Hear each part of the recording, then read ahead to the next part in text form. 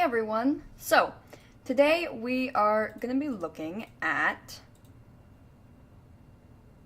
the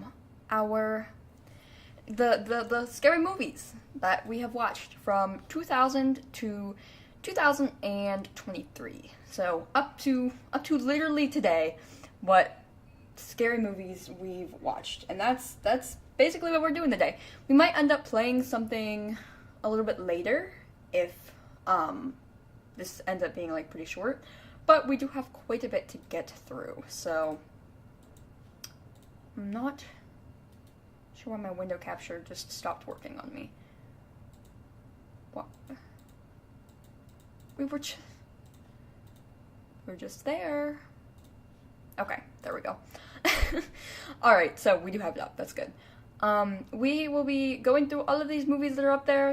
It's 150, I believe, and then I also did a little bit of an oopsie and I confirmed the tier list a little too early. So we will be going onto Photoshop and adding a couple more that I could think of off the top of my head, and the rest of the 2023 ones, because there are some that I didn't get to add because I started too early. So on our tier list here, we have super scary, 10 out of 10. That means that it was a movie that was really good, and it was really scary, it was great, and I highly recommend it. Good and spooky, it was a good movie, and it had the scare factor.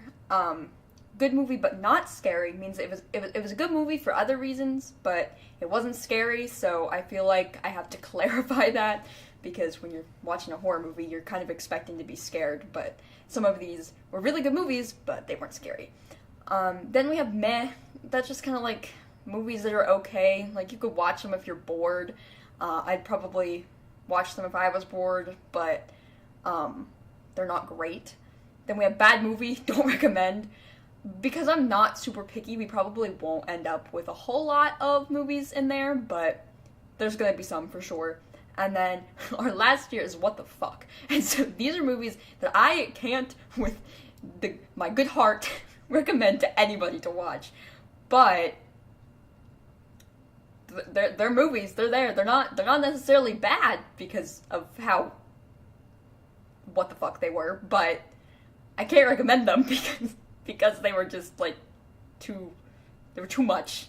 And I do have a very large threshold on what I consider to be too much or too little or whatever, so these are seriously really messed up movies that I cannot tell you to watch. So that is how we will be ranking them today. I also do have chat up on the side, so if you've seen them, feel free to chime in, but please note that we will not be doing spoilers, because this is a tier list basically so that you can say, oh, Multie recommends this, then I'm gonna go watch it, we don't want to ruin anything, but we will be briefly touching on the plots. We also eventually want to watch every horror movie that exists, which is really a big goal, but I think it would be really, really fun. So eventually we will be breaking some of this down, plus more, where we have movies starting in the beginning of film time, and then each year we'll sort it by that. So I'm gonna do that eventually, but other than that, we don't have anything similar to this, so pretty unique stream. We might, if everybody likes it, we might do something else similar, maybe anime and stuff like that, rating, that kind of stuff. We did do a tier list once, but that's a private stream now because it was really bad. It was right after debut and we didn't do a good job. So, yes. Alright, just hopped on and see how much I can make fun of you for horror movie taste. My horror movie taste is immaculate. I don't want to hear anything. I have seen your movie taste. Yours is definitely not better than mine. Okay, anyway.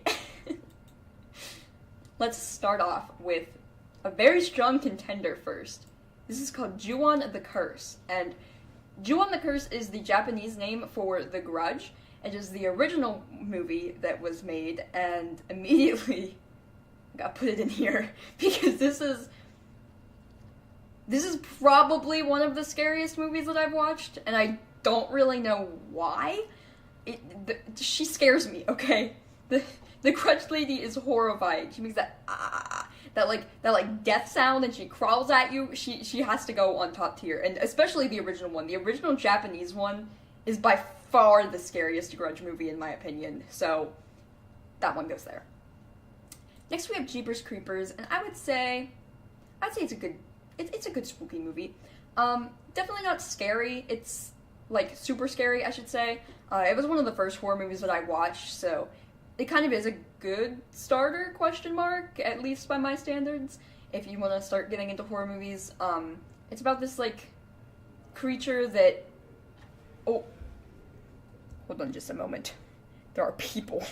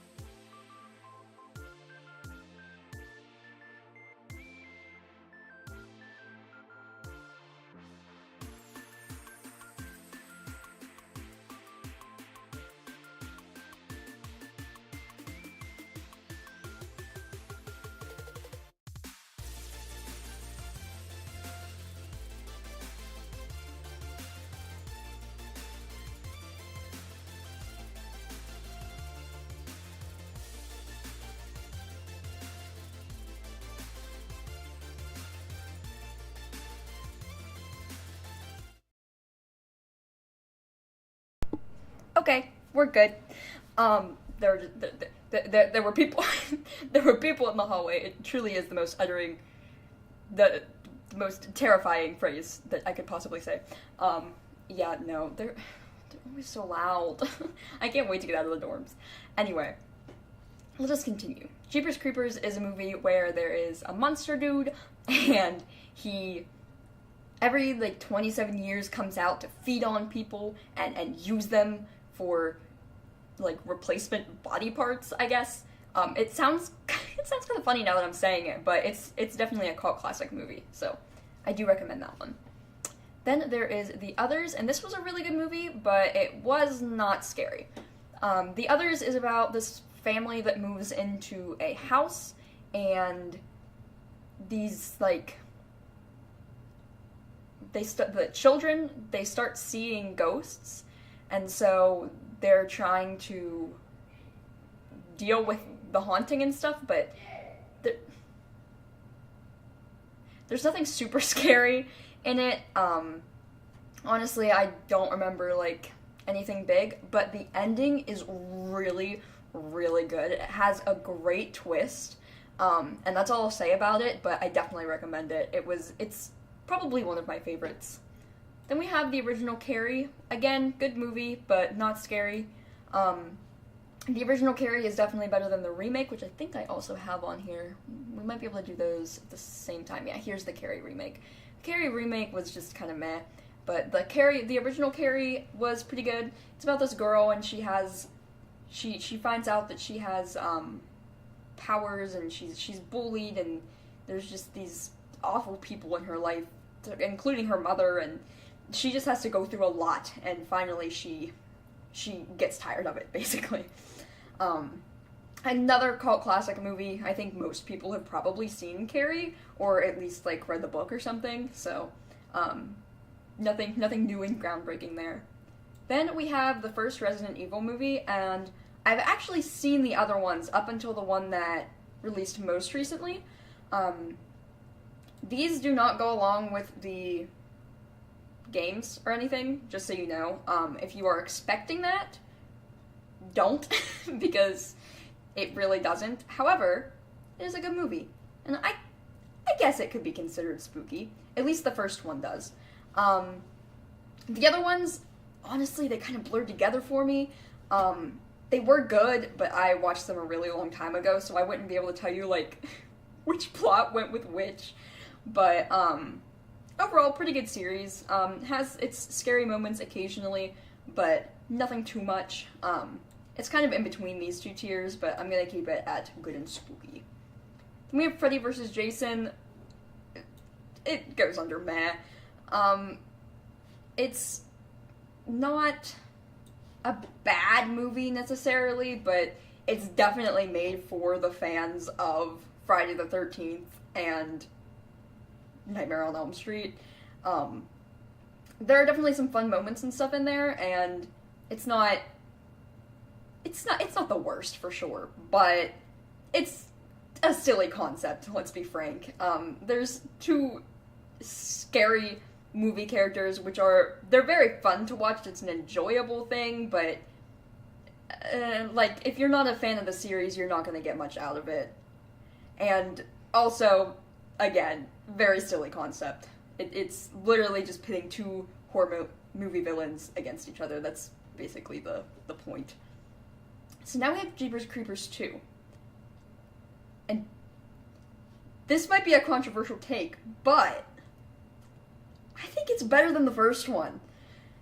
Jeepers Creepers 2 is like, it's the one where there are these kids like going home on a bus and they are targeted by the creature. So, this one is just, I think the plot is more interesting, and it's a little more, there's a little more, like, adventure to it, I guess. A little more plot. In the first one, we were just kind of learning about everything, and whereas in the second one, we kind of already know everything, so it's just, like, lots of fun. It's just fun survival. Next, we have Texas Chainsaw Massacre. I would probably put this one in meh. It was an alright movie, it's a decent movie, but the characters are so fucking stupid in it. Texas Chainsaw Massacre is about Leatherface. This is another cult classic, so I shouldn't have to explain much.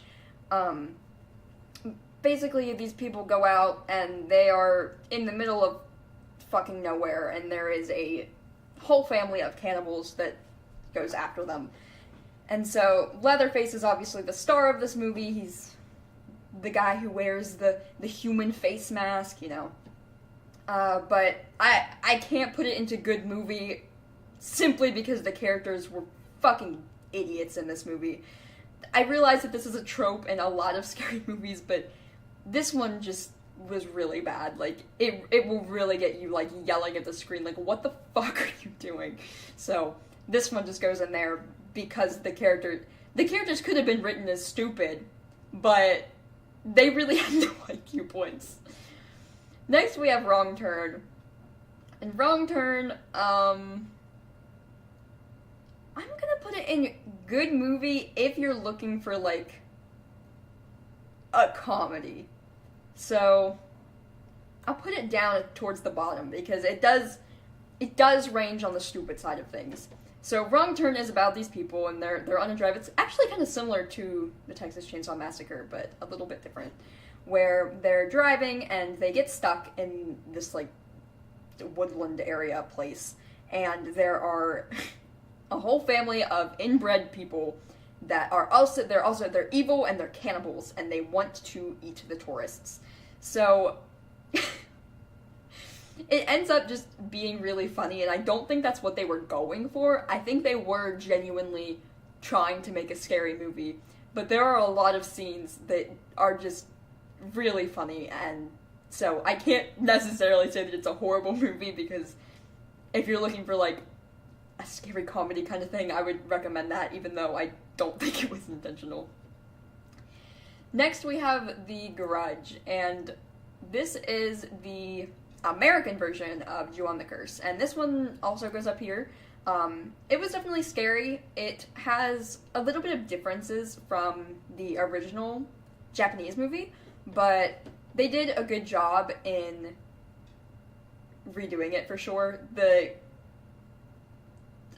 always forget her name, but the main ghost in it is still just as terrifying. Maybe a little bit less, but because the original obviously is the best that you can get, but the remake is still good. It's still good. It's still scary. There's also the remake that was recent. Let me see if I can just pick it out real quick.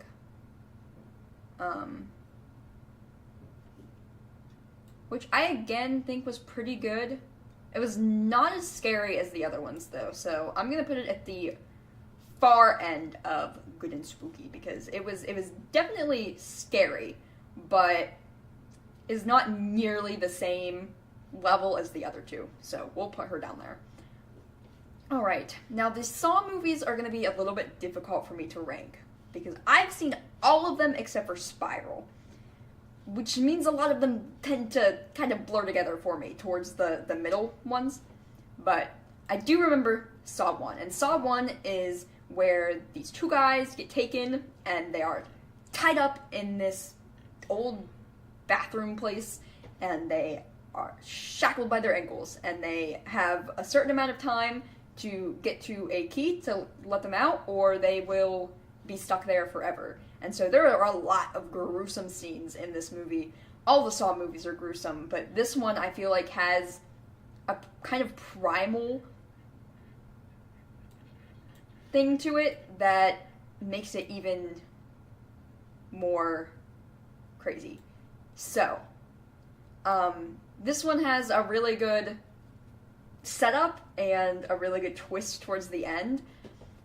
Additionally, this was originally a student film, so I always really appreciate films that are like this.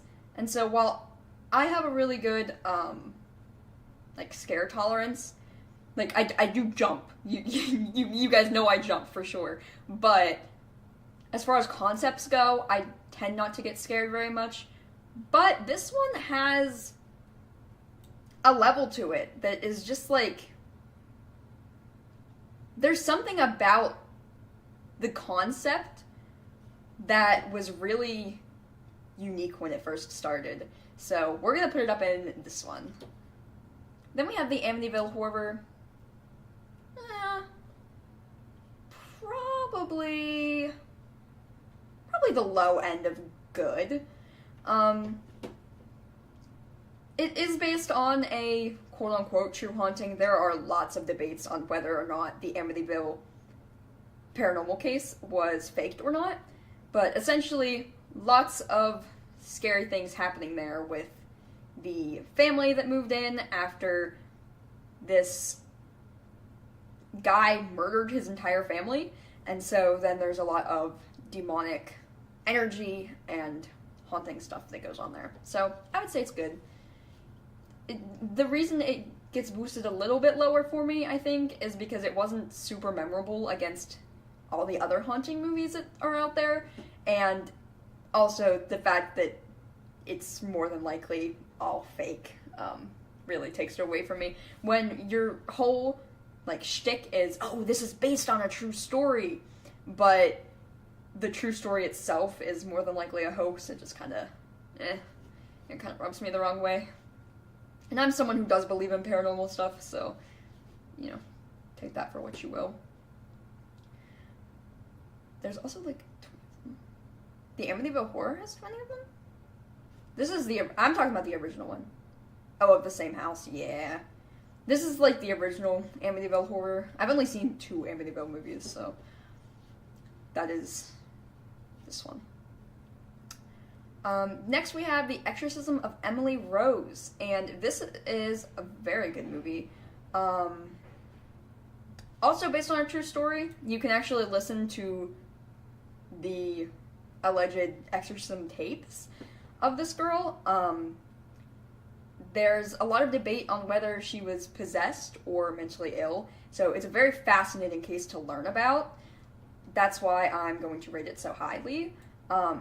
This is also a movie that really bothered my mom when she was growing up, because it's about this Catholic girl that gets possessed by, I don't remember if it was the devil himself or if it was just supposed to be a demon, but some crazy shit happened to this girl, whether it was mental illness or possession. Like, this story is actually crazy. Next we have Hide and Seek, and this is not a scary movie, but it's a very good movie. And I will not be giving away the twist end of this, of course, but the ending is one of the best endings I have ever seen in a movie, and it has some really, really good representation of some things in this. So, it's about this little girl and her dad, and her mother dies, and she starts seeing this monster demon entity thing in her room. And so it follows the little girl and all the horrible, terrifying things that this entity does to her. But it is a phenomenal movie. Not scary, but very, very good. Then we have House of Wax, and this might be biased speaking because House of Wax was one of the first scary movies that I ever watched, but I think it probably goes around here because of the concept. So the concept is that these people get stuck in a town while they're on a road trip. I've seen a lot of road trip movies, I guess, but these guys, they get stuck in a town, and it's an abandoned town, but there's wax figures everywhere. And there's also, like,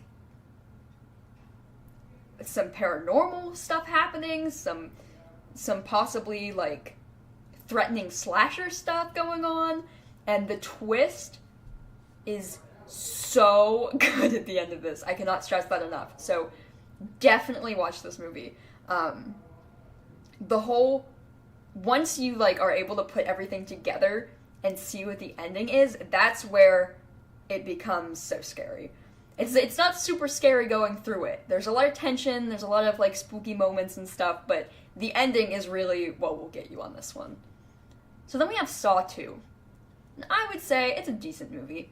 Saw 2 kind of follows the next one, where Jigsaw's there, and he has more victims, but this time it's a bigger group. They're all locked in this house, so it kind of becomes like an escape room type deal, and I think I probably put Saw 2 right here. It's not as good as the first one, but it is a good scary movie if you want to watch one.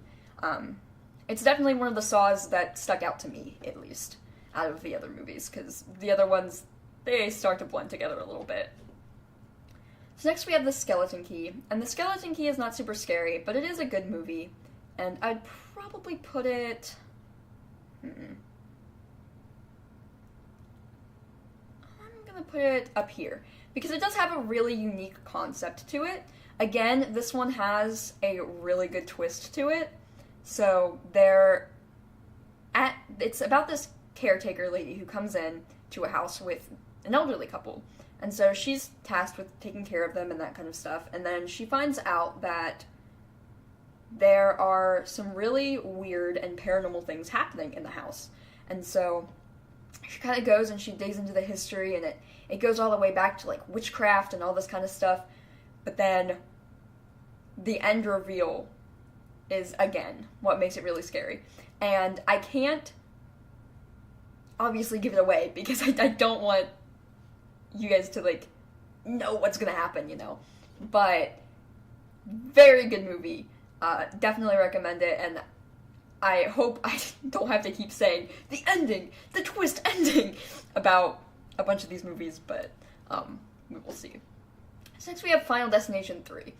This is the only Final Destination movie that I remember watching. I might have watched some of the other ones. I know I have them, but I don't really remember any of the other ones. So we have Final Destination 3. I would say that this one goes in good and spooky. We're gonna put it right in the middle. We'll put it right in the middle. It's a decent one. It follows the same premise as all the Final Destination movies do, where these people are fated to die, and they're killed in just very strange and horrific ways. This one has a very famous scene with a roller coaster in it, so it's very iconic as far as scary movies go. Next we have Silent Hill. I guess Silent Hill was kind of scary. So I will put it in this category. I was thinking whether or not I would put it in this, but I think we'll put it up here. And Silent Hill is a really good movie, honestly. It's tricky because these are both kind of on the same level. I'll put Silent Hill right below it, I think. And I'm not sure which one came first. I don't know if Silent Hill the games or Silent Hill the movies came first, or if there was something completely... There was probably a book at some point, too. Honestly, not sure. But the Silent Hill movie is about this mother who is traveling with her daughter. I believe they're moving, and they're going through this, like, ghost town place. It's based on a real place in Pennsylvania. And so the daughter somehow gets separated from the mom, and the mom has to go through this ghost town to get back to the daughter. But she has to go into, like, these mines, and there's, like, horrifying entities and monstrous things that have happened in the past that she has to uncover in order to get her daughter back. So it's a very good movie. I wouldn't necessarily say it's super scary, but it's scary enough that I'll keep it in this category. So next we have The Girl Next Door. The Girl Next Door is a very hard movie to watch. I don't know exactly where to put it. I think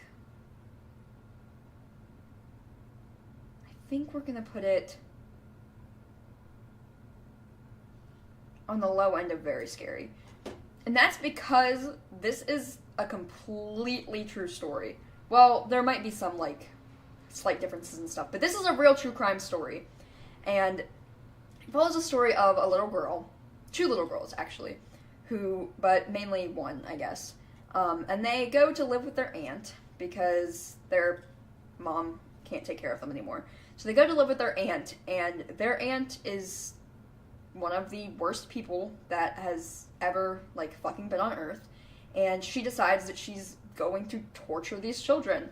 And she has her own kids, their cousins. They are, like, in on the torture and abuse.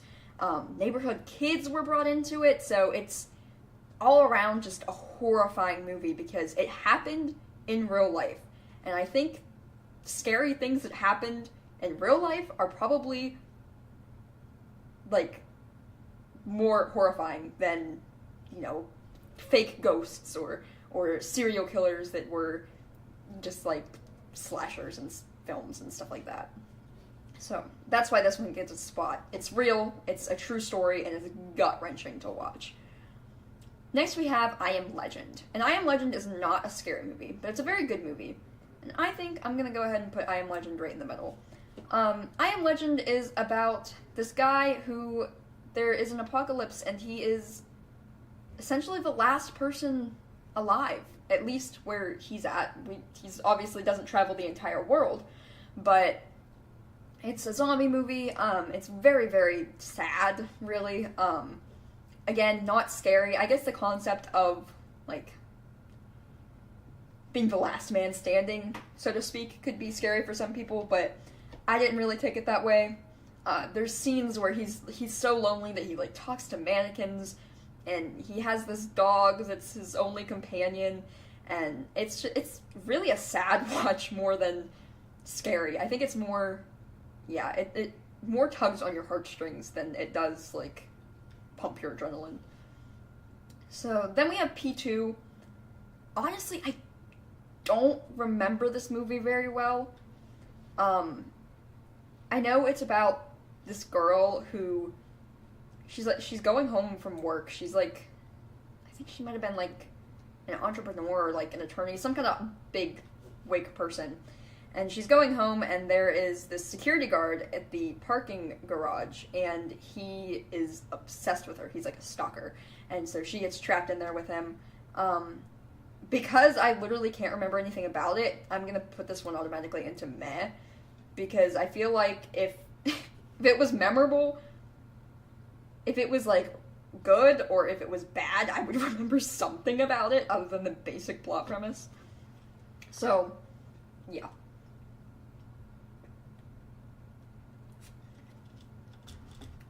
Alright. Now, for some reason, I have Saw 4 here, but I don't have Saw 3. So I might have to add that in later. Also, this is where the Saw movies start really blending in for me. So I'm gonna have to actually look up what this one was about, because I'll completely get them mixed up if I don't.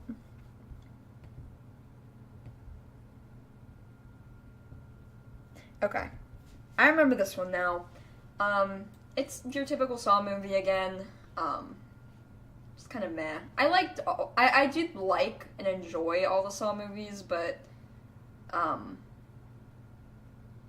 don't know. Once they start to, like, blend in and it's hard to, like, follow and stuff, I feel like it goes on the high end of meh.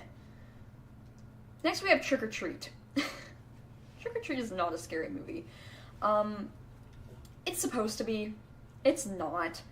I really like the little Sam character that's in there, but it's just like this anthology movie of a lot of bad things happening to people on Halloween with this little Sam dude going around and causing mischief. Yeah, I'd probably put it under meh. We'll put it right there. It's not bad. I wouldn't say it's like a horrible movie or anything, but definitely not like a scary movie, and it gets a little boring at times. God, this one. Next we have Dead Girl. Dead Girl is the first to go into our what the fuck category, because honestly, what the fuck. Dead Girl is a movie where a group of boys find a zombie girl, and they kind of, like, kidnapped and abducted her. Like, they kept her in this warehouse, and they used her for NSFW purposes. Obviously against her will. It's a really fucked up movie. I mean, there's really no redemption for it. I feel like it was just a movie that was made to gross people out. So this isn't even, like, a recommended what the fuck movie. This is just, like, ew. Saw 5 goes right with Saw 4. Again, don't really remember it. Against all the other Saw movies, so that's why it goes in there. All the Saw movies are good, but, again, not memorable, so goes in there. Next we have The Strangers, and Strangers is really more of a thriller than a horror, but I just went off of a big list on Wikipedia. I went on Wiki and I went by each year for the horror movies, so there's also some movies that, like, are horror movies that I would consider horror movies that just aren't on here, so just to preface that, that's why this one's on here. The Strangers is about a couple who are, I believe they're just, like, staying in for the night, and they are kind of, like, confronted by these strangers in masks, and they're held hostage in their own house. Again, more of a thriller than a horror movie. I'd say it's a good movie, but not scary. Probably goes right here. It's decent. I don't remember a whole lot about it, so it wasn't super memorable, but I do remember it for the most part, and I remember liking it, so. Next we have Children of the Corn. Children of the Corn, not scary at all. Very good movie, not scary at all. One of Tara's favorites, personally. You know what, I might actually put this a little lower. We'll put it right there, because the others in Hide and Seek had very, very good premises to them. Children of the Corn is basically just about a cult of children who are living on a farm, and they're hunting down the adults that encroach on their property. It's a silly concept for a scary movie, which is why it didn't end up being actually scary, but it is a good movie. I was watching it the whole time, you know? It very much kept my interest. So next we have Coraline, and Coraline obviously is not a quote-unquote adult scary movie. It's made for a younger audience. However, Coraline is fucking horrifying. Honestly,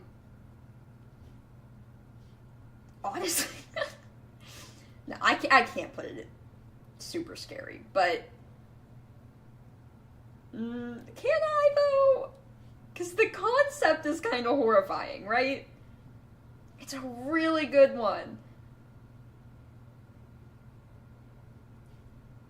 I feel like I can't in conscience, but I will put it at the top of good and spooky. Coraline is a great movie if you have like younger siblings or something that you want to start off on like scary stuff. Obviously not too young. The first time I watched this, I was like 4 years old and I was traumatized. I had nightmares for weeks about freaking going to another dimension and getting buttons thrown in my eyes, but Coraline is a cult classic and it's a very good movie. I feel like anybody can enjoy it too. It's about this little girl. It's stop motion animation to begin with, so it took a lot of work on part of the team. So anyway, it's based on a book. And it's about this little girl who finds a portal to another dimension inside of her new house. And so when she goes in, she finds this other world where everything is perfect and wonderful, and she has these other parents who are really cool, except they have buttons for eyes. And then it turns out that this world isn't so great, and she kind of gets trapped there, and she has to find her way to escape and help the other children in there. And so it's a very, very good movie. It's definitely one of my favorites. I've rewatched it multiple times, and I am not someone who rewatches movies, so I definitely recommend it, but I can't put it on super scary, because, come on, it's a kid's movie at the end of the day, you know. Next we have The Haunting in Connecticut. The bad thing about this is that I really can't remember what this one was about. I think it's because I've watched so many paranormal movies, but I remember the name and I remember really liking it. So I'm just gonna put it like right smack dab in the middle here. Let's see, 1, 2, 3, 4, 5, 6, 7, 8, 9, 10. Or you know what? Maybe we should put it towards... We'll put it towards the bottom because clearly it didn't have like that big of an impact on me. But I remember really liking it when I first watched it. Obviously, it's another haunted house story about paranormal stuff that happens in a haunted house. So, yeah. Next we have The Human Centipede. And you might think that this would go in What the Fuck, but it doesn't. This is not one of the worst movies I've seen. I mean, it definitely has its gross scenes, for sure. I mean, it's about people who get sewed together ass to mouth. But honestly, it wasn't that bad of a movie. The first one wasn't. Oh shit. It scrolled me up all weird. Don't do that. Anyway, Human Centipede goes into good and spooky. If you can't handle things that have, like, gross out factors, because there are definitely a lot of gross out factors, I wouldn't recommend that part of it. However, the movie itself, like, being experimented on and stuff like that by someone who takes you in, is a very interesting concept to me. Human experimentation in movies is rarely done well, and I think this one really captured a lot of body horror in it. So, we're gonna put it below this one. We're gonna put it farther below than that. It wasn't that good of a movie. Alright. So, next we have Hunger. And Hunger is about a movie where these people are kidnapped, and they are taken, it follows a couple, and they're taken into this school where they're locked up, and they are essentially forced to fight for food. And eventually, that fight for food can lead to things like cannibalism and all sorts of horrible things. So they're trying to escape this guy that kidnapped them while still trying to survive against the other people who were kidnapped, and also the starvation that they are facing. This was a really good one. Oh, went back up there. I would say probably around the middle ground of good, though. Let's put it right there. That feels like a good spot for it. Next we have Last House on the Left. Honestly, I kind of feel like it's a bad movie. Because The Last House on the Left focuses on sexual assault of a girl, and it ends up with them, like, following her back to the house, and her and her family having to fight back against her assaulters after she narrowly escapes them and stuff. So it does sound like it's a good concept, but I feel like a lot of it was just exploitation, to be fair, so we're gonna be keeping The Last House on the Left in bad movies.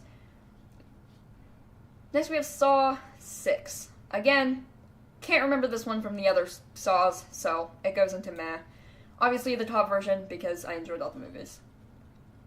Next we have Someone's Knocking at the Door, and this is another what the fuck movie. It's not as bad as Dead Girl, but this movie is weird.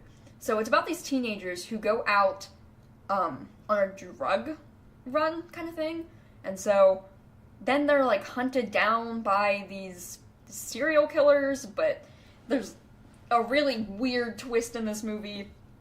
There's a lot of weird, like, sexual horror kind of gross out things in it, so don't recommend watching it. It's definitely a what the fuck movie.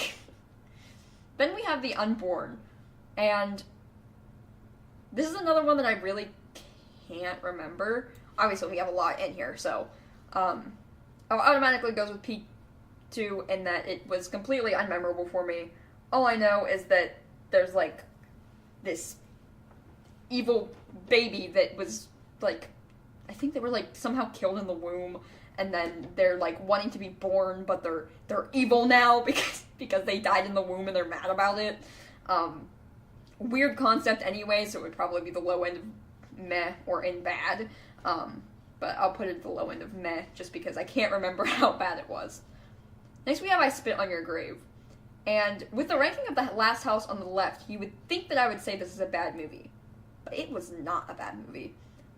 Not scary, definitely not what I would consider horror. I would put it right above Carrie. This is a revenge film. It's about a girl that is basically, like, going after the people that she was assaulted by. And so, the assault scene is very long, so definitely don't watch it if you are, like, really sensitive to that kind of stuff. But it's also really, really cathartic to see these guys, like, get mangled for what they did. It is, the revenge that she gets is extremely satisfying. I also did not add the third one, because I skipped over the second one. The second one was, I started watching it, the acting was so bad I couldn't get through it. But the third one was also good. I guess they're kind of on the same level, so let's just consider this to be I Spit on Your Grave 1 and 3, their ratings. I Spit on Your Grave 3 is basically the same thing, except she was trafficked instead of being, like, assaulted on vacation. Next we have Insidious, and Insidious was almost a good movie. However, the ending fucking ruined it. I don't know, maybe it can go into meh, but just because the entirety of the actual movie is good. It really keeps you on your toes.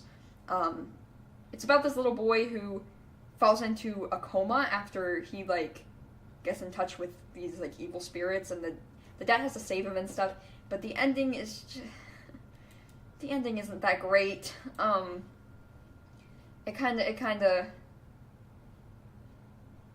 started to not be great, so we'll put it under meh. Next we have Let Me In, and this is a good movie, but it is not scary. I don't know why it's considered horror.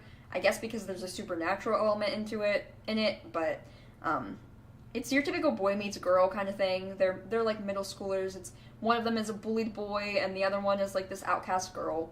And in the end, one of them finds out a supernatural secret about the other one, and so I guess that's where they get the horror thing in. But I would not consider it horror, but it's very enjoyable. It has some suspenseful moments and stuff in it. Then we have the original Nightmare on Elm Street, and this is another cult classic. I think everybody has probably seen this if you are into horror at all. I'm gonna go ahead and put this under Jeepers. Nah. It's like the more I think about it. You know what? I am gonna put it up here because this is the first movie we're talking about. Eventually, the series does get a little bit drawn out, but we're talking about the first Nightmare on Elm Street. The first Nightmare on Elm Street was a very scary movie for its time. Everybody that I've talked to who was, like, alive and able to watch it at the time that it came out has said that it really stuck with them. And The Nightmare on Elm Street, in case you don't know, is about this guy who was a really horrible person in life, and he is killed by these children's parents for being a horrible person to them, and then he comes back as a demon, and he haunts the children in their dreams. The children who are like now, like they're like teenagers and adults and stuff, so they can't fall asleep or they will be murdered in their dream. So it's a very interesting concept for what it was at the time. Next we have Saw 3D. Again, have to put it down there. I really don't remember much about it. Next we have a Serbian film, and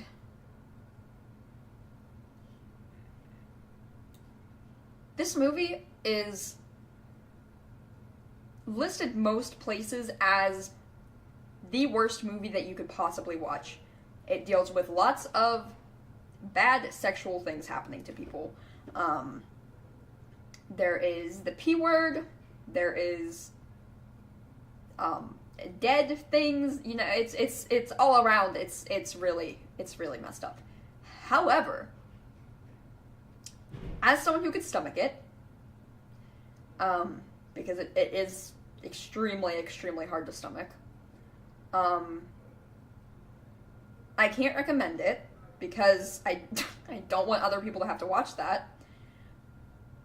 But it was really good for what it was. It really shows like what actual exploitation and like things happen. Like, and a lot of people consider this movie to just be a shock film, but I don't consider it a shock film personally. That is not how I interpreted it. And I feel like just saying that it's a shock film just because it contains really messed up topics is not categorizing it correctly. Surprisingly enough, I don't consider this to be the worst film that I've watched, and we will eventually get to that one, but just know that this one is very traumatizing, I don't recommend it to anybody. Even like if you trust yourself to be able to watch it, I would go in with extreme caution, but I do think it portrays things in a way that showcases real exploitation that happens to real people. And I think it's important that we don't overlook that when we're looking at this movie. Next we have Red Riding Hood. This one goes down here.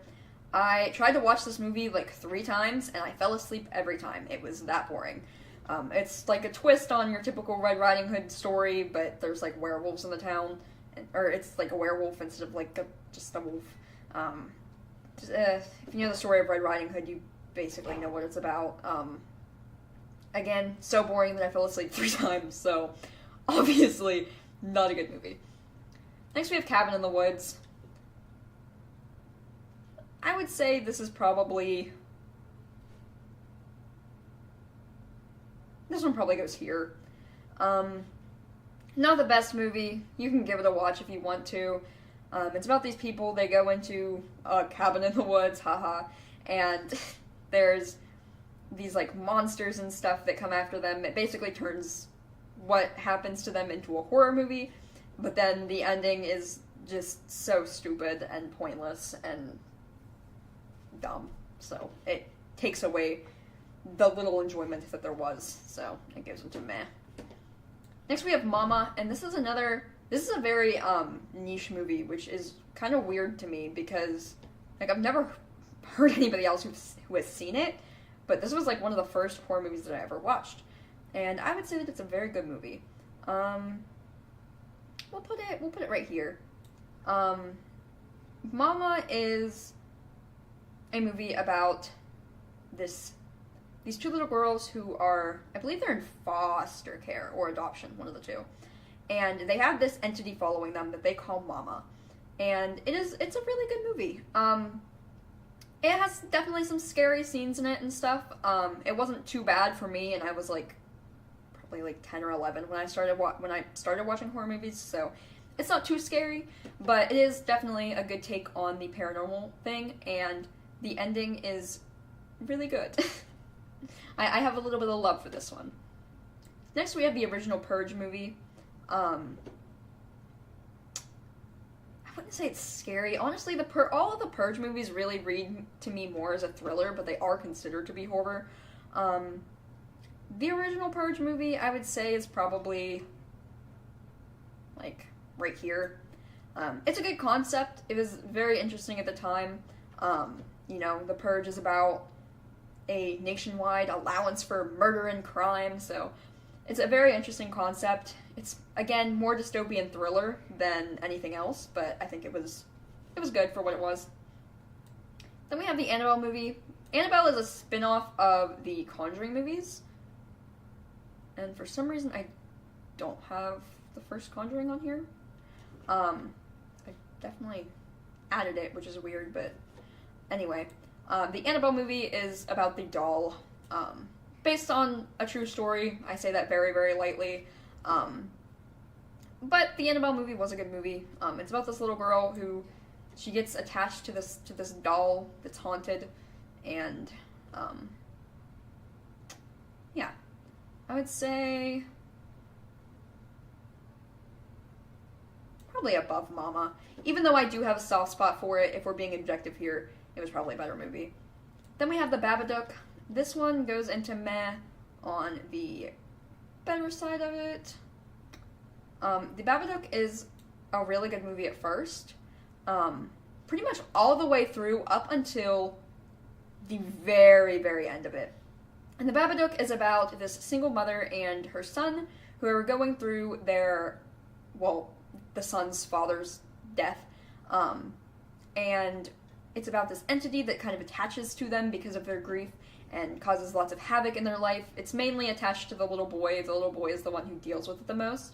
So, great movie at first, and then the ending just fucking ruined it. I don't know what the fuck they were doing with that, but I think it was supposed to be kind of like an analogy. I won't, like, spoil it, obviously, but I think it was supposed to be an analogy for one of the main themes of the movie, but I think it ruined it personally. It took away everything that the movie, like, was doing well, so. Then we have the Purge Anarchy, and Purge Anarchy is really just, like, I feel like it was a little bit of a money grab.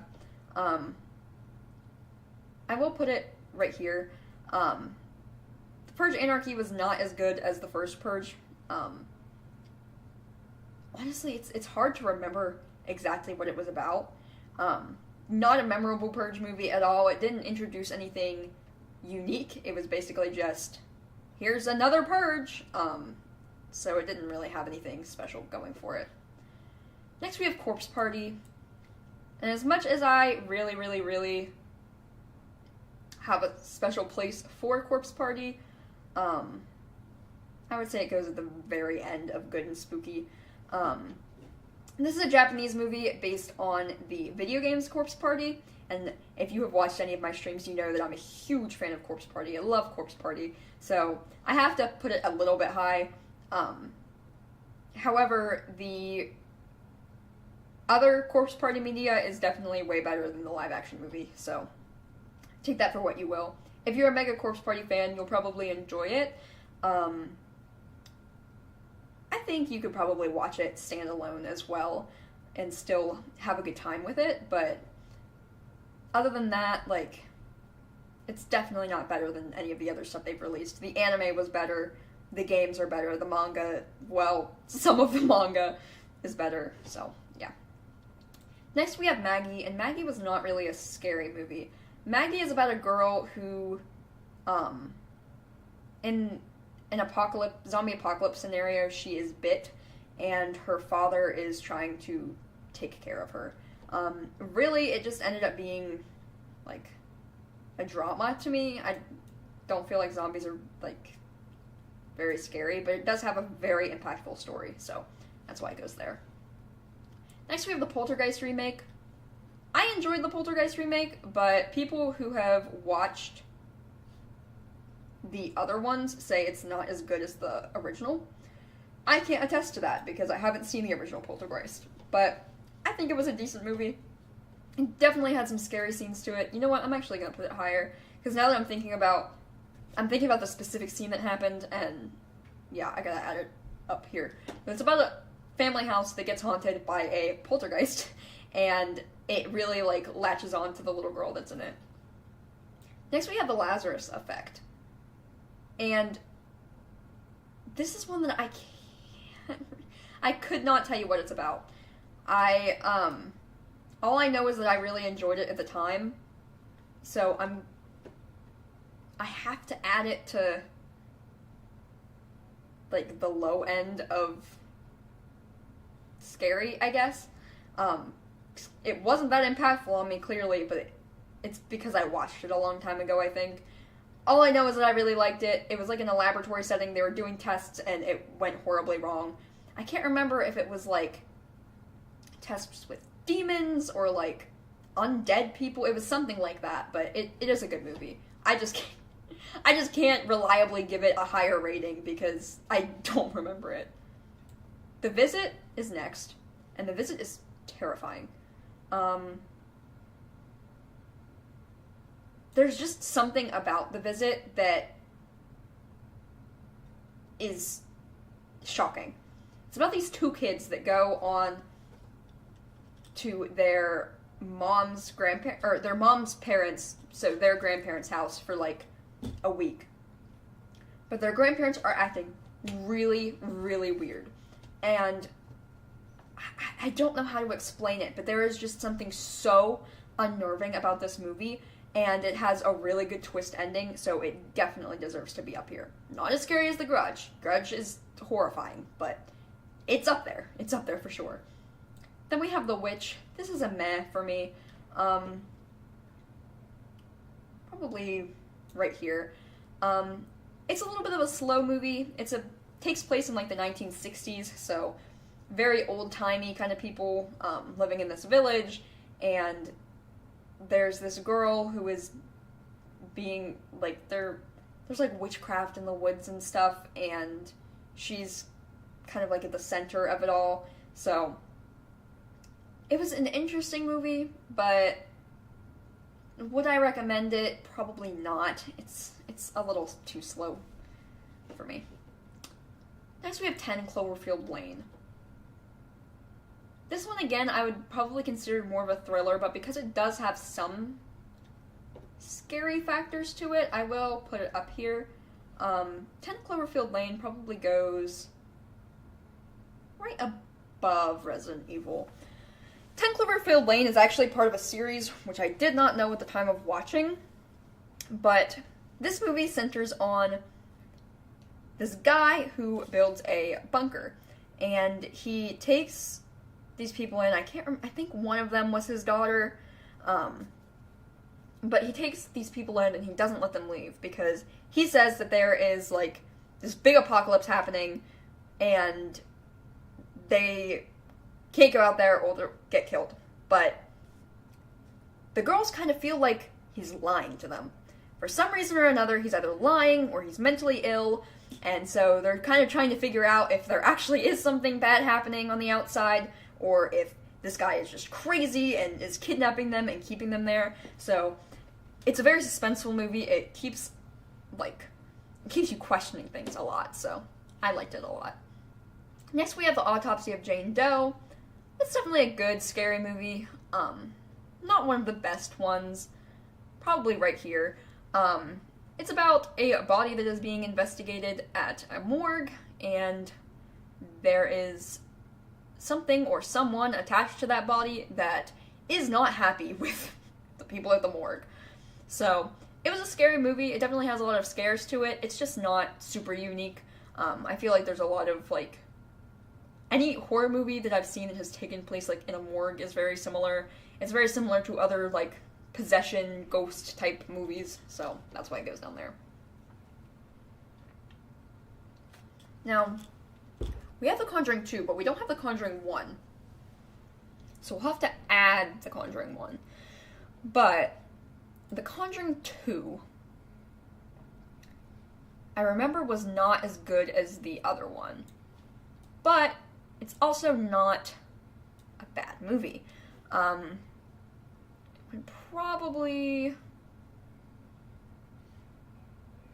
go with the midpoint. It definitely has scare factors to it. It continues the story of The Conjuring. Let me just make sure that I'm not forgetting anything, so I can actually tell you what it's about. It's hard to keep the different Conjuring movies, like, remember which one went with which title.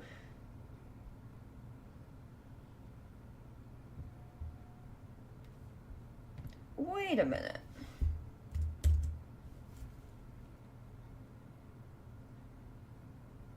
Okay, no, I'm sorry. Conjuring 2 was better than Conjuring 1.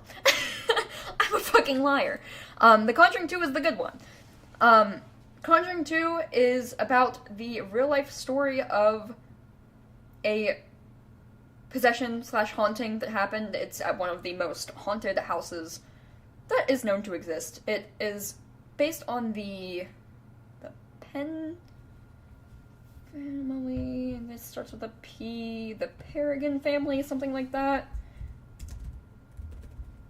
Perrin family? Is that what their name is? The Perrin family, yeah. The Perrin family. So that, I believe, is what The Conjuring 2 is about. I might be getting things mixed up, though. So, we're gonna say Conjuring 1/Conjuring 2 go together. They're, like, one after the other anyway, so we'll just put them there. One of them is about a haunting with a single mother and her daughters, and the other one is about the Perrin family. It's based on a true story, which makes it scarier. Lots of demonic possession happening in their house. Lots of involvement with actual, like, paranormal investigators and stuff, so good and spooky movie. Definitely, like, the one I would recommend if you want to watch a paranormal movie. Then we have Don't Breathe, and Don't Breathe goes down to what the fuck again. But it was a good movie, so it goes there. I don't know if I should rank these based on how good they were or how fucked up they were.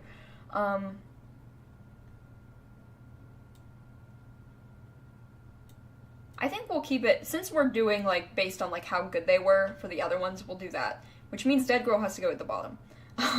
Don't Breathe is a movie about these people who break into a house, and the guy there is blind, so they have to kind of, like, evade him and stuff, but it turns out that he is hiding very dark secrets within his house, and they have to escape before he murders them for finding out his secrets. The secrets that I'm talking about are what makes this movie, like, what the fuck. I don't know where they got the premise for this. I mean, it was a decent thriller, I will say that, but the one moment, if you know, you know, it really took away from the movie. Next we have I Am the Pretty Thing That Lives Inside the House, and this is not a scary movie, really. Probably goes, like, right here. It's a very slow movie. It's more of a, like, ghost drama to me. It's about a haunted house again, but I don't know.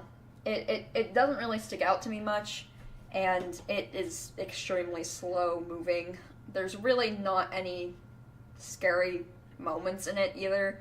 So if you're looking for, like, a slower drama kind of thing that deals with ghosts, that might be your cup of tea, but that was not mine. Next we have Lights Out. Lights Out is definitely a better one. I'd say probably is better than Poltergeist. Lights Out is another ghost story. It's about a scary ghost entity that is attached to this lady, and the ghost only comes out at night or in the dark, so it plays a lot on the fear of darkness, which I feel like is kind of primal. A lot of people have this fear, including myself, so it definitely has some really good scary scenes into it, but it's not as good as some of the others on this list. Next we have Terrifier, and Terrifier is really just a gore movie. I However, I know that it's a favorite of some of the others, and I didn't dislike it. So we're gonna put it... We'll put it above Final Destination 3. It's about this clown demon that hunts people on Halloween. That's basically the whole plot. It's just people trying to escape the clown demon. But it's very gory, very visceral, so if you like that kind of stuff, it's a good movie to watch. Next we have Morgan, and Morgan is honestly not a scary movie to me. Morgan is about a girl who has superpowers, and eventually she's taken in by Wolverine. But she has superpowers, so she's tested on at this facility and stuff with other children who have superpowers, and eventually she gets out. And so she's on the run with Wolverine. It was honestly one of my first superhero movies as well, so it's honestly more of, like superhero, maybe a little bit of thriller, but scary, not so much. Next we have The Purge Election Year, and The Purge Election Year is probably the worst of the Purge movies. We're gonna put it under meh. Definitely under... Yeah, it's not as bad as the ending of The Babadook, but The Babadook also had more plot going for it. Purge Election Year is about the Purge, but it's happening with people who are trying to be elected president, and so it's mainly about this woman who's trying to get elected, and she's being hunted down because people don't want her to get elected. I like that they tried something new, but it did not make anything more interesting, so that goes there. Split is a very good movie as long as you don't take it as good representation for DID or any other similar disorders. No, you cannot turn into, like, things if you are having split personalities. It is a good movie, though. It's not good for representation, so it's hard for me to put it at good because it does have bad mental health representation. But the movie itself was good. It's very interesting. It's very, like, cool to learn. It does, I guess, kind of introduce the topic of, like, headmates and that kind of stuff to people, so it's not awful in representation. I've seen worse, but the ending does make it a little bit whatever. It's about a guy who kidnaps these teenage girls, and he happens to have DID, so alternate personalities. Next, we have Train to Busan, and this is not really a scary movie. I guess it has some scary elements to it. I wouldn't consider it a scary movie, but I really, really enjoyed this one. It's an apocalypse story about zombies and stuff, and it's about this dad and his little daughter, and they're trying to escape the town that is infected, and they have to get to this train. It is in a foreign language. I don't know if it has an English translation. Most of these have, like, English dubs if they are in another language. I'm not sure if Train to Busan does or not, but it does have subtitles, obviously, so I do recommend it. It's a very good movie. The ending is it really, really tugs at your heartstrings, but the plot itself is very interesting, too. Then we have 1922, and this is based on a Stephen King novel. I honestly can't remember too much about this. However, I know it was good. We'll put it right here. I remember the basic premise is that this guy has his son help him murder his wife / the son's mother, and then, like, weird cursed stuff starts happening to them because they murdered her. It's a lot better of a movie than I'm explaining it, but that's, like, what I can remember from it. It was a while ago. Next we have Amityville: The Awakening. This is a bad movie. This is probably worse than The House on the Left. This is the Amityville movie that stars Bella Thorne, I believe, and the acting really sucks in it. There are a lot better Amityville movies out there, and it's just stupid. Next we have Annabelle Creation, and this movie, I would say, is actually scarier than both of the Conjuring movies. Annabelle Creation actually might go above these ones, too. Annabelle Creation is a scary movie. Honestly, it might get up to here. Yeah, I think it honestly falls here. Annabelle Creation is a lot scarier than the other Conjuring movies, and it continues the story of Annabelle. I won't, say much about it because I don't want to spoil the first Annabelle movie, but Annabelle Creation is really dark and scary, so it goes there. Next we have the fucking Bye Bye Man. It's not the worst, but I can remember just sitting there kind of making fun of it a lot. Like, the name, the Bye Bye Man, really... It's about this demonic entity known as the Bye Bye Man, and so if you think about him, then he'll come after you, which, it's a unique concept, but the movie was just done kind of poorly, and also, the Bye Bye Man, I can't get past it, I'm sorry. Next we have Gerald's Game, or Gerald's Game? Not Gerald's Game, Gerald's Game. This is close to a what the fuck for me, but it's not quite there. It's kind of like on the same level as The Human Centipede. However, it is a better movie than The Human Centipede. I would say it goes right here. Right in the middle. Gerald's Game is about this couple, and they're trying to spice up their romantic life, if you're catching my drift. So, they go on this retreat. But while they're having some fun, they're having some fun with handcuffs. The guy has a heart attack and dies. And the lady is fucking handcuffed there.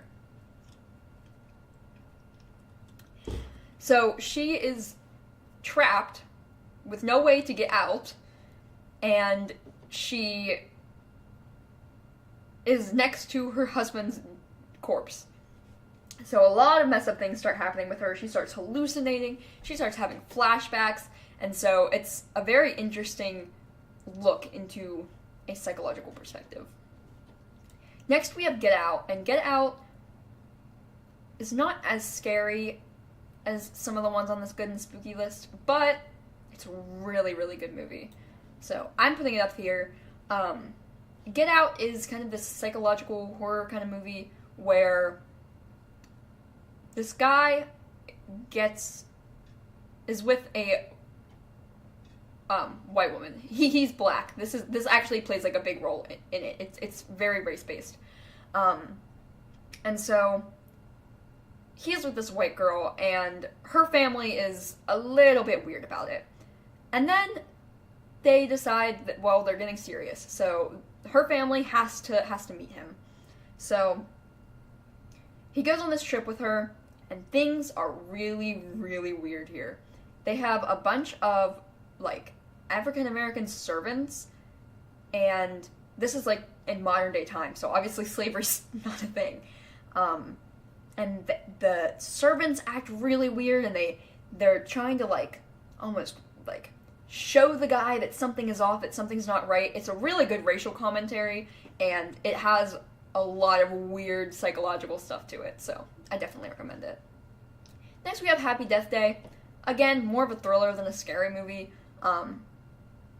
They say that this is, leans on comedy. I didn't really find it very funny, but I did think it was a good movie. It's about this girl who, she is murdered on her birthday, and then she just kind of has to, keep reliving that day over and over until she solves her own murder. So I thought it was really interesting. Next we have It Chapter 1, and this goes into super scary. Probably right at the bottom of it, because it's not the most scary movie that you can watch, but I thought it was a really good movie. I really, really, really got into it. It. I really got into it. It's a great movie.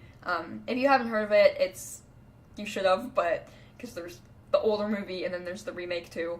But It Chapter 1 follows these kids who find out about demonic clown that's, like, kidnapping people, and they have to, like, hunt it down to stop it from taking anyone else.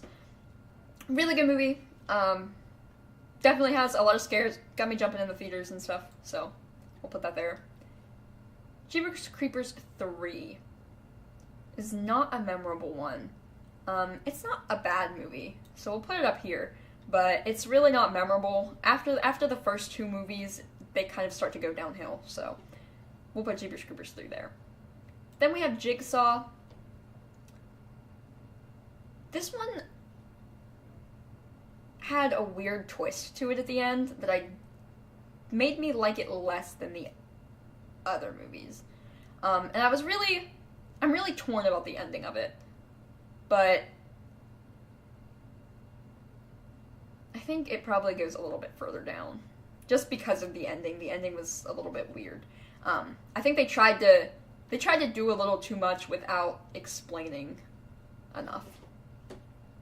Now we have Little Evil, and Little Evil is a horror comedy. So it is not scary, but it's really good. I thought it was really funny. It's about this guy, he has the stepson, and his stepson is like a little demon child. Like literally. And he's trying to prove it, but everybody else thinks he's like a really good kid. So it's a very funny movie, but he like grows with the demon child and stuff in it. It's a good movie. It's funny. Would it go above these ones? I could probably go right here. Maybe down a little farther. I'm not a big fan of comedy in general. Then we have Rings, and surprisingly enough, this is the only Ring movie that I've watched. It was good, it had scary moments, but the ending was just kind of sad. This is another one of the Ring movies with the girl on the videotape. It's like 7 days when she comes out of the well. That movie. It's one of those, but it explains her backstory, and so I'm gonna put it somewhere around here. We'll put it right there. It's an interesting movie. It tells you a lot about her, but to me, it was a little more sad than scary. Next we have Veronica. Veronica is your typical possession kind of movie. Really can't remember anything about it other than that she was, like, at a boarding school. It was a good movie, but, obviously not memorable enough for me to think much of it, so we'll put it at the very bottom there. Next we have Bird Box. I really liked Bird Box. Bird Box is about an apocalypse where if you see the creatures that are walking around, you will die. And they try to lure you to, like, take off your blindfold and stuff, so this mom is trying to get the 2 kids through it. And this is way better than the book, by the way. I really hated the Bird Box book, but the movie is a good movie. So we'll put Bird Box. Oh, Bird Box here. Because it is a really good movie. It is more of an apocalypse kind of dystopian movie than a scary movie, but it definitely has scary stuff to it. Next we have Escape Room. Escape Room is obviously, it's about an escape room. It's kind of like Saw in that it has like these horrifying traps and stuff that they have to try to get out of and escape. But there's less of a reason for them to be there, I believe. Probably goes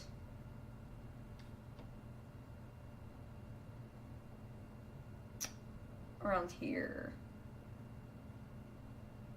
It's not super unique. I know there's a lot of games that or movies that are like this, but I really like escape games being incorporated into movies, so I might be a little biased. Next we have The First Purge, and this, in my opinion, is the best Purge movie. Again, good movie, not scary, but it has a lot to comment on about politics in the current world and all that good stuff, so it is, like, a great dystopian film. I would probably put it above these guys because it has such good social commentary. Next we have Hereditary. Hereditary is so scary. I think I'm gonna put it here. Actually, no, it's probably scarier than the old people. Hereditary, excuse me, is about this lots of weird things happening in this house, and there's the mom is like preoccupied with her work, and her mother died, so she's going through grief. But there is one thing that happens in this movie that changes the course of the entire film. And this one thing that happens causes some of the scariest shit to happen in any movie that I've ever watched. And so that's why it goes right under The Grudge, because it's not as scary as The Grudge, but it kept me up for probably a couple weeks thinking about it. So definitely goes up there. Next we have The Nun. The Nun was not that memorable of a Conjuring movie. It's a Conjuring movie, so it was decent, but it probably goes, like, here. It wasn't a great movie. It's about the nun that we see showcased in, I believe, The Conjuring 2. So it's about a scary nun at a convent, and a lot of things happen there, but good movie. Not super scary, though. Just a moment.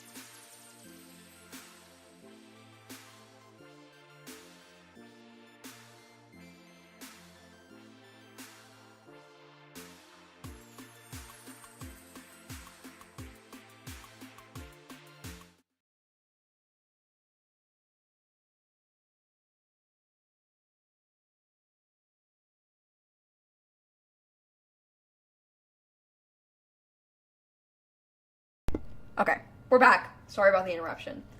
We have The Open House up next, and this is a movie that is, something I can't remember. All I remember is that there was an open house that they were moving into, and it was like a woman and her son. So because it was so unmemorable, it goes at the bottom of meh. Next we have The Possession of Hannah Grace. This is kind of like The Autopsy of Jane Doe. It's another one of the possession kind of movies.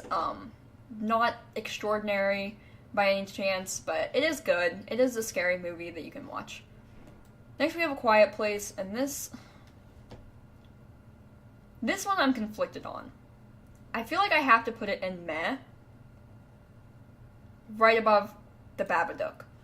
And the reason that I put it here is, again, because of the ending. I thought the premise of A Quiet Place was very interesting.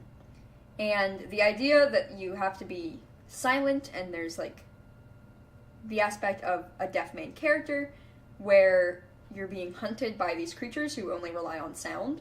It's a very interesting concept. However, there's one scene as well as the ending that kind of like took me out of it. It's just the main character is kind of fucking stupid. I hate to say it, she's really dumb, so that's why it goes here. She kind of ruins the end for me. Then we have Slenderman, and this is another meh movie. This movie could have been so much, but it was not. They had really great things that they could have done with this movie, but they didn't, so that's why it goes into meh. I don't know if it was just because I know, like, what Slenderman has been, like, in games and media and stuff like that, and books even, but the movie just kind of fell short for me. Then we have Truth or Dare. This is another meh one for me. It's definitely on the higher end, because it wasn't bad per se. It is a little bit of a funny concept, though. They're, like, put into this Truth or Dare game, and if they back out, then they die. It had some interesting drama and stuff in it, but I wouldn't consider it a good movie. Now we have Unsane. I do think that it could be considered scary. Wasn't really for me. It's more of a thriller than a horror. However, it is one of the best movies that I've seen. It's about this woman who believes she is being stalked. However, nobody else believes she's being stalked. And so she's literally taken to, like, a mental hospital. It gets that bad. And one of the reasons that this is such an amazing movie to me is because it was all filmed on an iPhone. And so it really goes to show what you can, like, do and create for yourself. So it's a very inspiring movie to me. And it has a great plot, and it keeps you second-guessing yourself the entire way through. Now we have Winchester. Winchester's another, like, ghost story. It's the story of the Winchester Manor. I didn't like this as much as some of the other ones. I think it probably has to go towards the bottom. Yeah, I just didn't like it very much. I think at this point, I was maybe getting tired of paranormal movies and stuff like that. Once you watch enough of them, you've kind of, like, seen the whole plot. And then we have Annabelle Comes Home, and this one was one of the worst Conjuring movies. Where are we gonna put this one? Probably below none. It's another Annabelle movie, but at this point, it kind of feels like they're milking it a little bit. It's like, what was the point of making her return? Like, the story was already told. So actually, I'm gonna put this lower. Yeah. Then we have The Curse of La Llorona. This one we're getting to, like, the really recent ones, but we still have a lot to go. The Curse of La Llorona is basically the story of La Llorona. If you haven't heard of it, it's about this woman. She killed her children and she drowned them in a river, and then she drowned herself because she felt so bad about it, and now she is cursed to walk around looking for her missing child. So in the movie, she is kind of trying to kidnap other children to replace the kids that she killed. So I like that it adapts an actual urban legend, but it also wasn't super memorable. So it's gonna go down here. Next we have Don't Let Go, and this is again more of a thriller, but it was under horror, so we're gonna add it anyway. I'm gonna say it's not scary. It's about this man whose niece gets murdered, but then she calls him, and so they kind of get stuck in this time loop where he has to solve her murder before she gets killed to save her. So it's a very interesting premise to me. It's a little bit confusing, so it's gonna go like here, but it was a good movie. Eli, I remember nothing about, but I remember really liking it. I believe it was okay. Now that I'm thinking about it, stuff's coming back. It's this boy who lives at, like, a motel, and he shows signs of psychopathy, and I believe his dad is abusive, maybe, and so he's kind of, like, trying to cope and deal with all of that kind of stuff, and he's also becoming a psychopath. So we are going to put this one, because I can't remember it, I guess I have to put it towards the back, but we'll put it there. In the Tall Grass is a really good movie. It's very weird, so if you don't like weird, like, Lovecraftian style kind of stuff, that's what it reminds me of. You probably won't enjoy this movie, but it is one that I really liked. I'm gonna put it right here.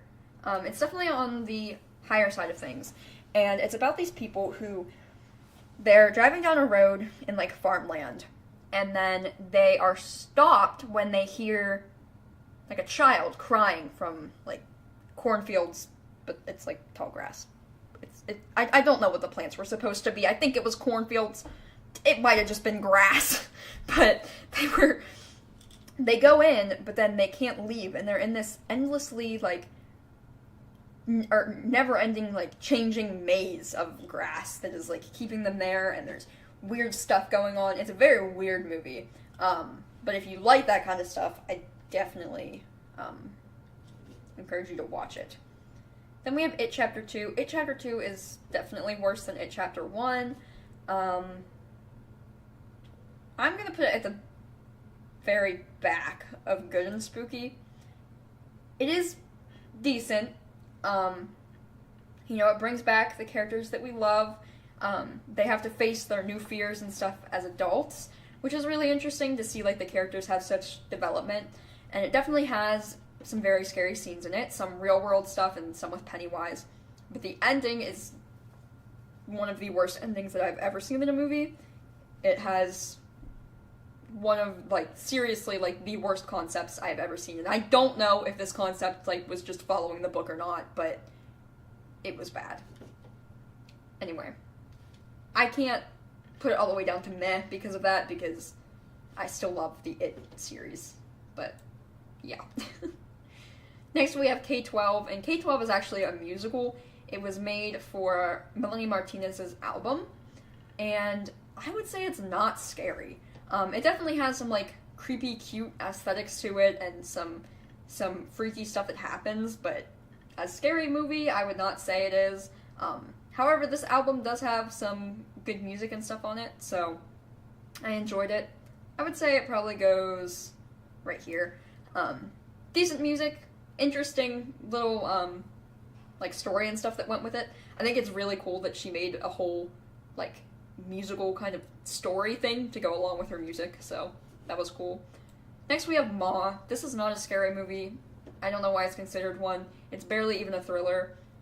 It's about this, like, older lady who she parties with these teenagers once, and then she, like, gets obsessed with them, and she won't leave them alone. So, not a super memorable one. Probably goes, like, right here. It's an alright one to watch. I would recommend it, but it's not scary. Then we have Midsummer. I really liked Midsummer. Again, this is another really weird one, so if you're not into weird movies, you're not going to want to watch this one. It's definitely less than some of the others, though.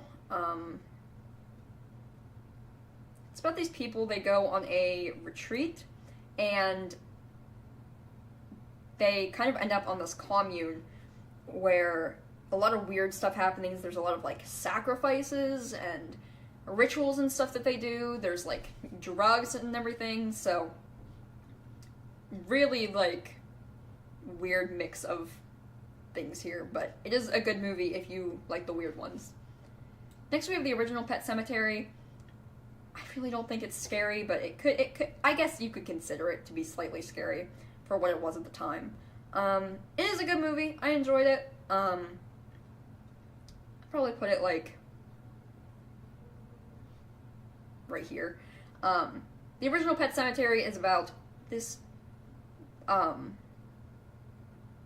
family where originally, like, the cat dies and they bring them back to life, and then the kid dies and the dad brings him back to life, and his wife back to life, but they all come back evil. So he has to deal with that. Then we also have the Pet Sematary remake, and the Pet Sematary remake wasn't really good. And it wasn't the worst. It wasn't a bad movie, I wouldn't say, but we will put it probably towards the lower end on this one. Right here. It's not bad, but the first one is better, and that's saying something because the new one was made, like, 2019 or something like that, while the other one is, like, really, really old. Next we have Scary Stories to Tell in the Dark. This is a good scary one. I would say it goes here. There are a lot of jump scare moments in this movie. I watched it in theater originally, and it got me quite a few times. It's based on the book series Scary Stories to Tell in the Dark.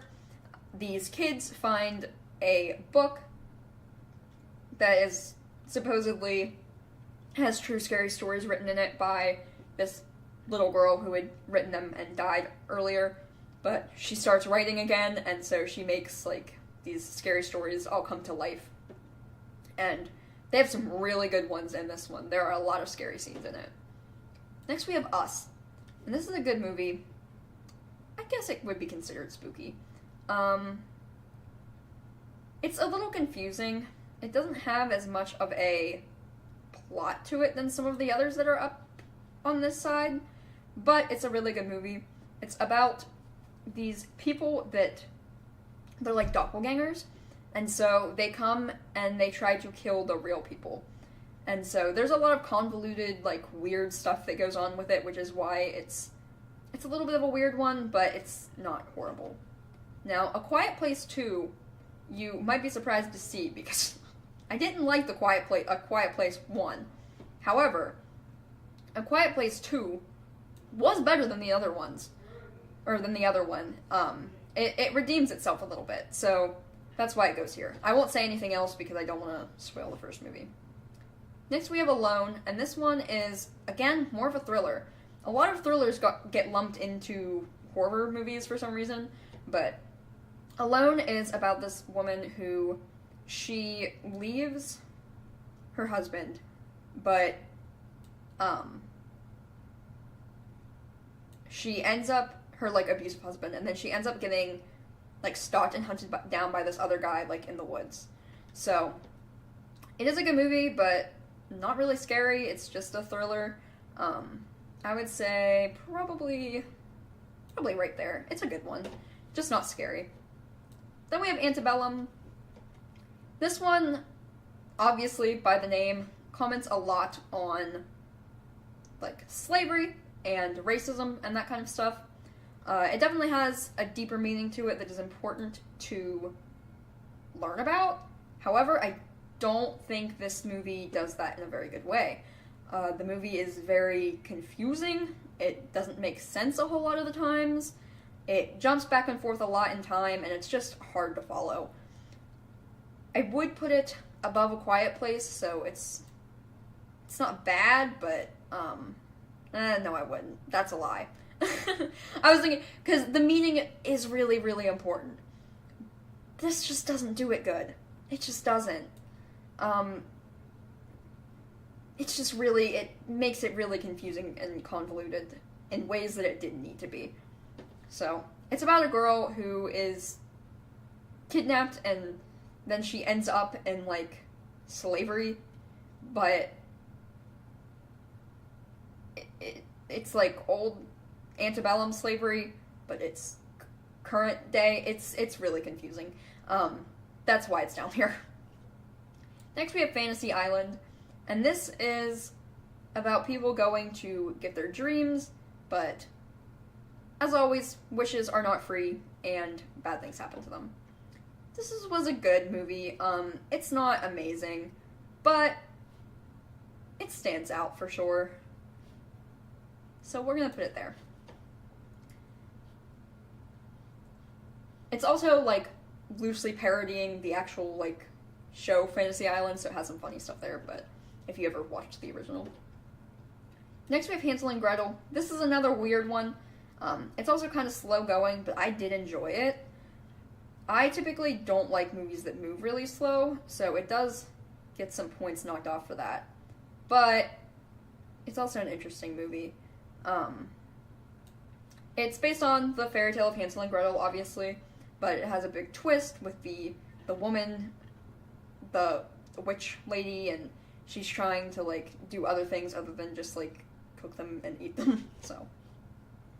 Next we have Rent-A-Pal, and Rent-A-Pal had a good concept, but I really can't remember much about it. I just know that it's a guy who he gets these tapes where there's a person on the tape and he pretends to be his friend because he's, like, so lonely. But that's all I remember about it, so it has to go in the bottom. Next we have The Hunt. This is not a scary movie. It is a comedy. However, it is a good comedy. It's like a thriller comedy, I would say. and it's a political commentary too. It kind of makes fun of both the left and the right in America, so it's funny, but not one of the greatest. Good movie, but not amazing. So it goes on the lower end. Next, we have The Invisible Man.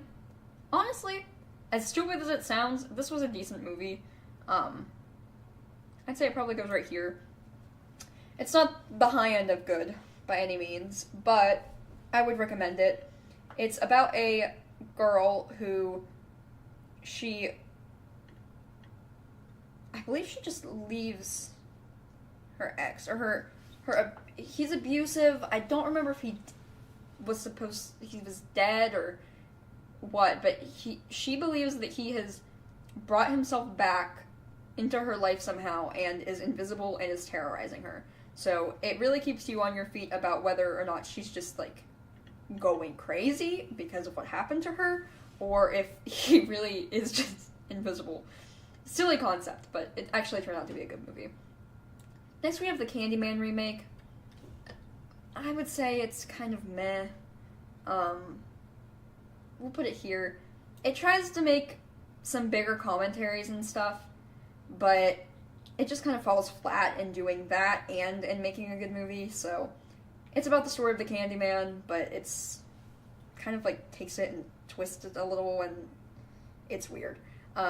It does have some good commentary on racism and stuff, but it doesn't do it very well. I think Get Out does a way better job than that, and Antebellum, so yeah. Then we have Don't Breathe 2. This was a decent one, but again, it follows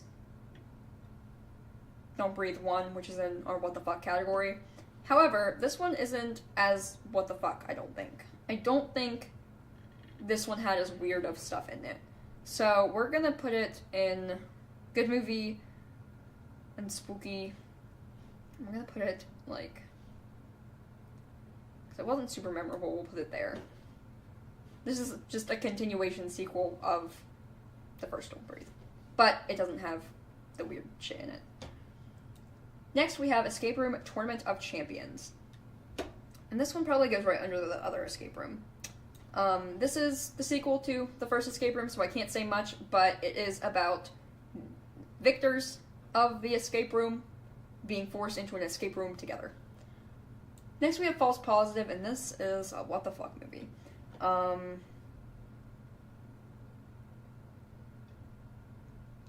Let's see. We ranked this on enjoyment, not on how messed up it is. So, actually, Don't Breathe should be up here. I think probably goes here. I was debating on putting it above this just because the Serbian film was really, really hard to get through. Especially towards the ending parts of a Serbian film are a lot worse than the beginning parts. But False Positive is about a woman who she is going and getting fertility treatments done, I believe, with her husband, but she thinks there's some like weird shady shit going on with her doctor. Next we have Fear of Rain, and this is a very good movie. Again, it's more of a thriller, but I would say that it still deserves its spot in the scary thing, because there are some scary moments. Fear of Rain is about a schizophrenic girl, and she starts seeing this girl in her neighbor's house that is a kidnapping victim. But she's schizophrenic and she has a lot of visual hallucinations, so she can't tell if it's real or fake, and she like struggles with that, and she struggles with everyone around her, and so it is a very, very interesting take, and I believe it is pretty good at showing what having schizophrenia is like. Next we have Halloween Kills. This was, I would say, at the high end of meh. We'll put it above Jeepers Creepers.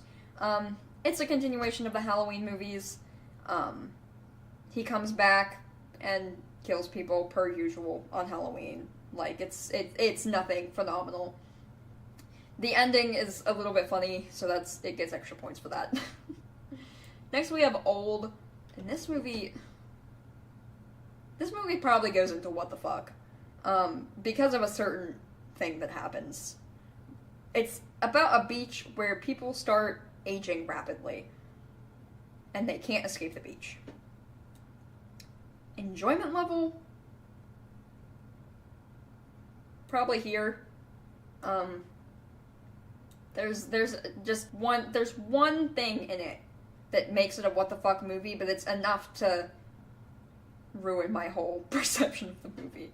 Like, at least with someone's knocking at the door and, like, false positive, don't breathe, you can't, or, well, not don't breathe, but, like, false positive and someone's knocking at the door, you know you're getting into, like, some weird messed up shit, but Old really just, like, throws it in there at you with no warning. So that's why it goes there. Next we have The Black Phone, and I really liked this one. It probably goes... We'll put it right there. The Black Phone is about a serial kidnapper / killer, and he takes in this boy who is, like, one of his victims, and the boy ends up being able to communicate with the ghosts of the other victims, and so that's how he, like, tries to, like, escape with their help. Then we have The Devil Made Me Do It. This is one that's based on a true story. It is a paranormal movie. It's probably on, like, the same level as The Nun. Maybe a little bit less. We'll put it there. The Devil Made Me Do It is about a guy who claims he was possessed when he murders people. And this is an actual true story case. It was, like, real. It actually happened. So that part is very interesting. But the movie itself doesn't really stand out among the other Conjuring movies. Then we have The Forever Purge. Again, I don't think it's a scary movie, but I did like it probably a little bit more than the original Purge, because it takes this other, like, aspect to it where the Purge is, like, shut down, but this place just wants it to be forever or something like that. I watched it a while ago, so I don't remember everything about it, but it was better than the original Purge, in my opinion. It, like, bumps it up a level, you know? We Need to Do Something is one of the what the fuck movies, but it was very good. I would say it was better than Don't Breathe. This one is not as messed up as some of the other ones are. It's about a girl, and I believe her friend and stuff is there too, but they get trapped inside of their house during a hurricane, her family, and I believe her friend.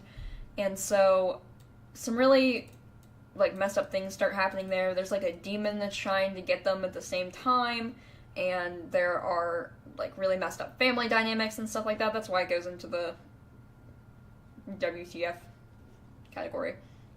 Next we have Willy's Wonderland. Not scary at all, but a funny horror comedy. It kind of takes the idea of Five Nights at Freddy's and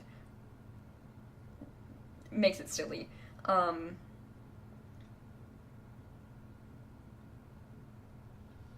It probably goes right above Little Evil.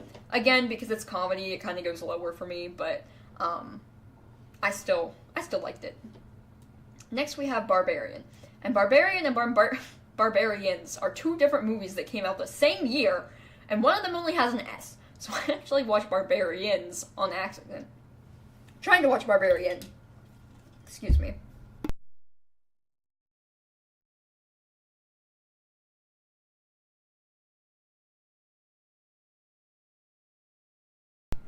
I had to get a drink. Anyway, Barbarian is a movie where this girl she's, like, renting a place on Airbnb, and this other guy is also renting a place on Airbnb, but they accidentally got the same booking. And so they're trying to deal with that, but then they also find out that there's, like, this weird tunnel system under their Airbnb, and the owners of this Airbnb are holding some very dark secrets in it. Some very weird dark secrets. I would say... Hold on.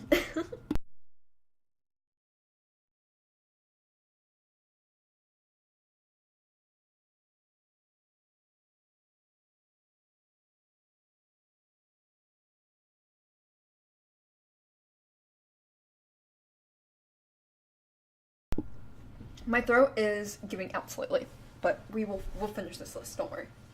Okay, so, yeah, Barbarian is one of the what the fuck movies, and I definitely enjoyed it more than some of these other ones.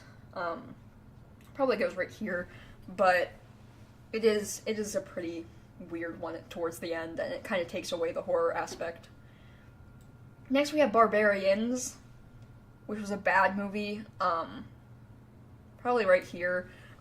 It's about these people who are having a house party, but then they, like, all turn on each other, and there's, like, these other people who are trying to kill them, but they're, like, still turning on each other. It's weird. It's a weird movie. I can't recommend it. It was kind of stupid.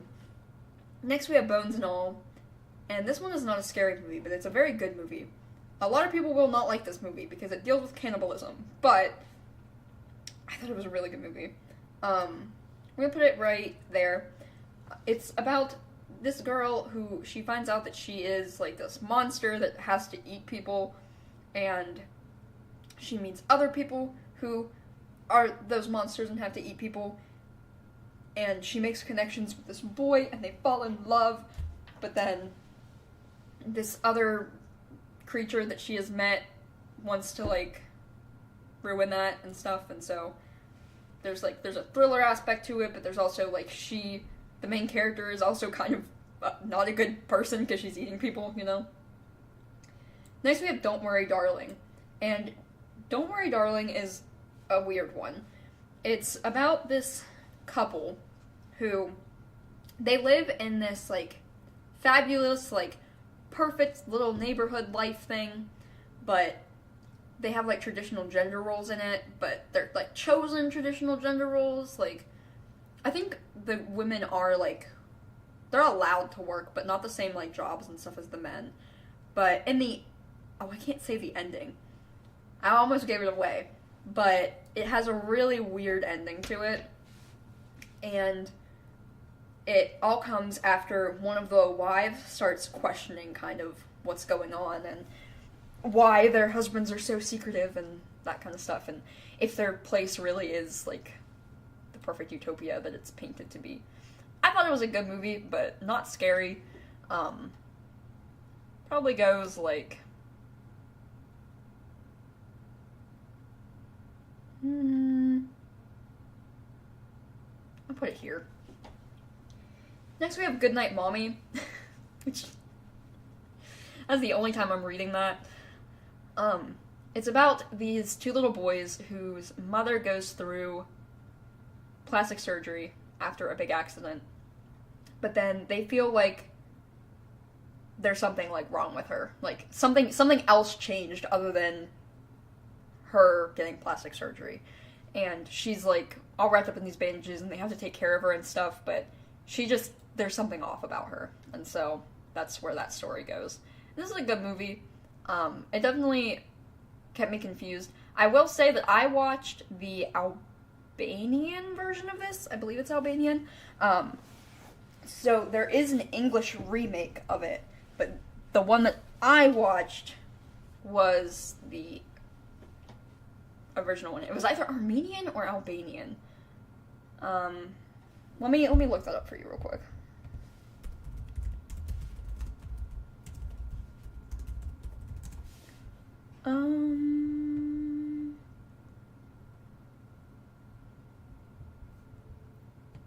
Maybe I lied. It might not be that at all. No. Austrian. I knew it started with an A. Anyway, yeah, it's a good movie. Definitely has scary things into it.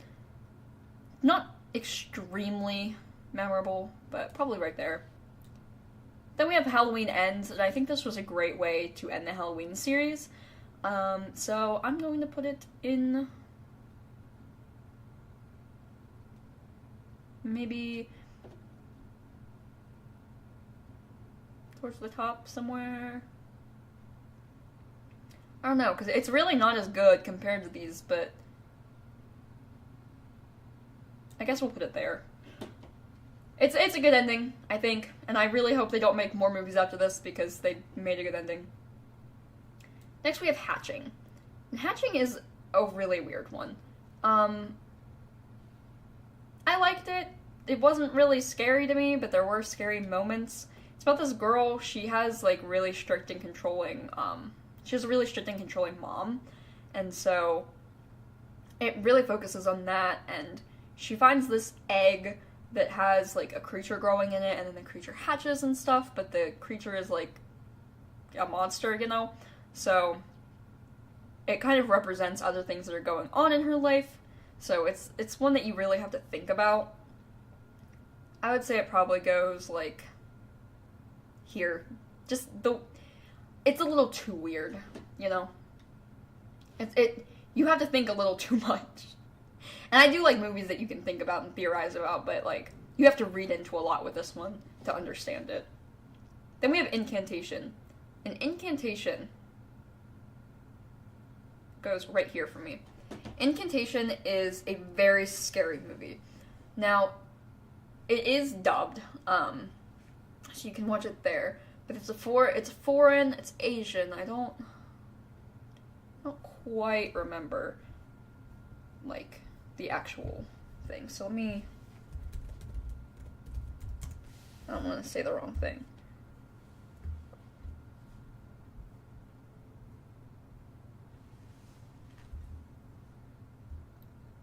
Taiwanese. It's Taiwanese. Okay.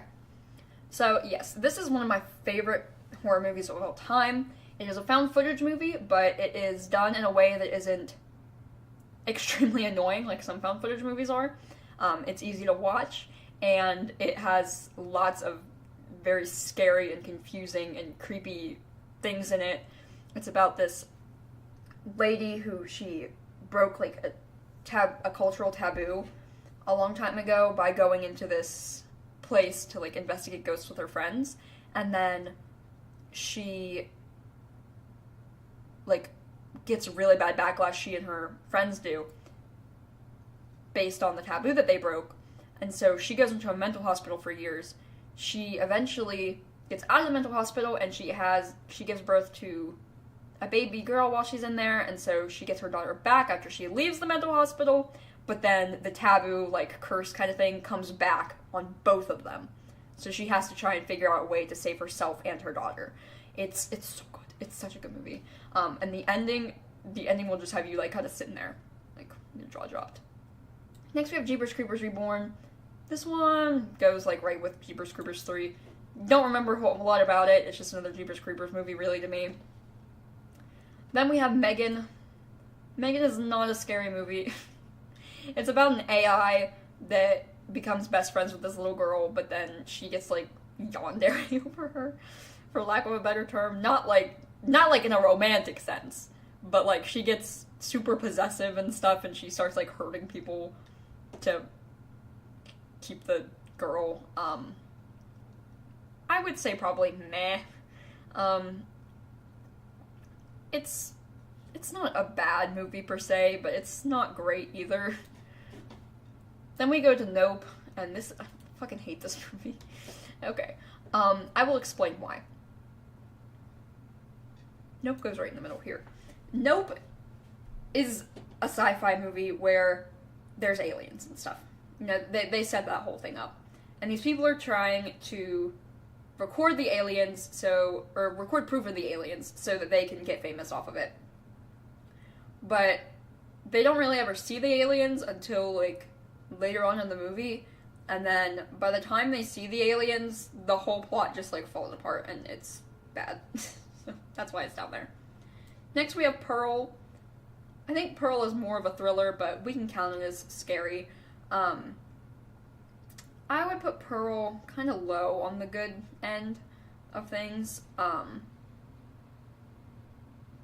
It's not bad. It goes into a lot of, like, mental illness and what someone will do to become famous and what happens when, like, your entire, like, kind of world shatters, like, what you want to do. It's about a girl who, she really, really, really wants to be famous, like, in movies and stuff.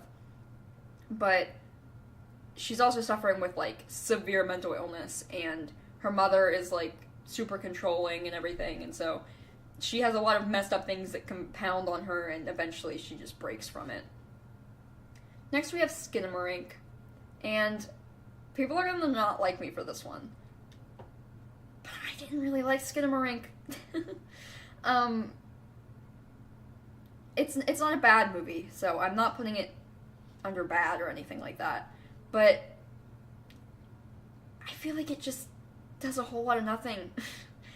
As horrible as that sounds, I really, really wanted to like this movie because of it being, like, low-budget, kind of indie, and bringing analog horror, or not analog horror, analog horror to, like, the way that we know it on, like, YouTube and stuff to a real movie. But while there are some scenes that are definitely scary in it, the plot is very hard to sit there and figure out, which is fine if everything really, like, made sense once you did figure it out. I don't like movies that leave things, like, super open, and Skinamarink is a movie that leaves things really open. Like, there are, like, people theorizing and stuff about the movie, which it can be good. I don't hate all movies that have open interpretation to them, but I feel like this one was just a little too open for me to enjoy it as much as I could have. Next we have Smile, and this is a movie that I really liked. Probably goes right above Us. Smile is a movie about trauma, basically. That's what it represents. And it's a movie where people get this, like, thing that kind of takes over them, I guess. And they go around and they pass it on to other people. And the way that you get this thing is by witnessing or experiencing some kind of trauma, essentially. That's basically what the movie is about. But it's a really good one. It has a good ending and stuff to it too, so I would definitely recommend it. Next we have Swallowed.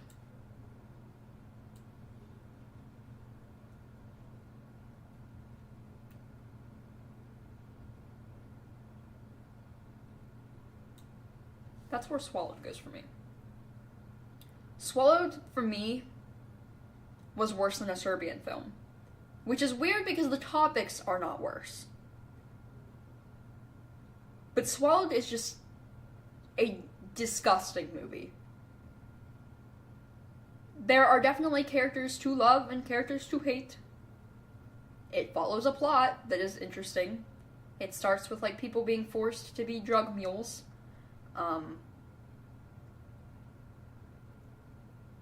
I can't really explain more of it without giving away what makes it so bad.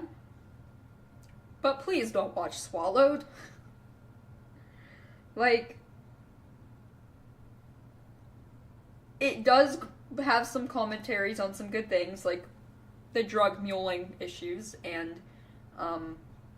issues within the LGBT community, but please don't watch Swallowed. One of these days I'm going to do a deep dive into these what the fuck movies. I'm going to talk about, like, my rankings of how bad they are and stuff like that, but please don't watch Swallowed. When I'm telling you it messed me up worse than a Serbian film, I'm not lying. Please. Don't watch it. It's so bad. Okay, anyway. Terrifier 2. This one goes into meh because of the ending.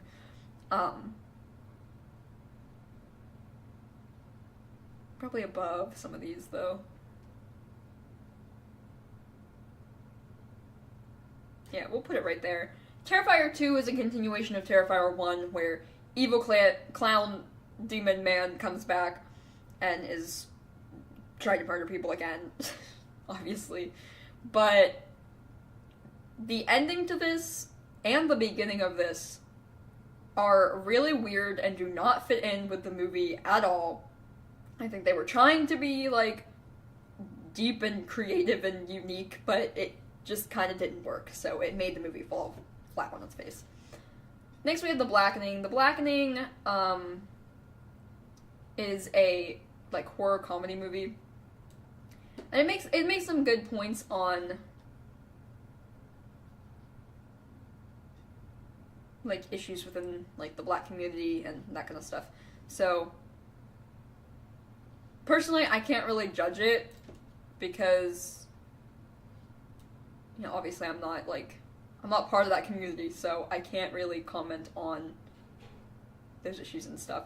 Whereas with, like, racism and stuff, I think everybody needs to learn about that, like, because obviously it is outside of just the community, but this is more, like, within the community stuff. I did like it. It definitely had some funny moments. And it's about, they go to, like, this Airbnb for a get-together, and it's, like, a reunion after they haven't seen each other in a long time.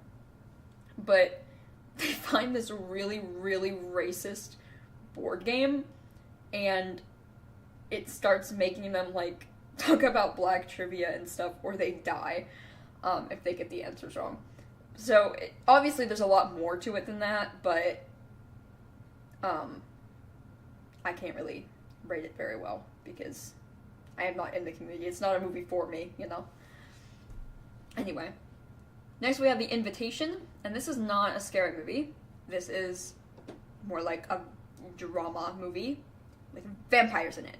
And it's about this lady. She is invited to this, like, family reunion type thing with her ancestors, but it turns out that there are vampires there, and so, yeah, that's the plot. And the vampires don't want her to leave. They want her to become one of them.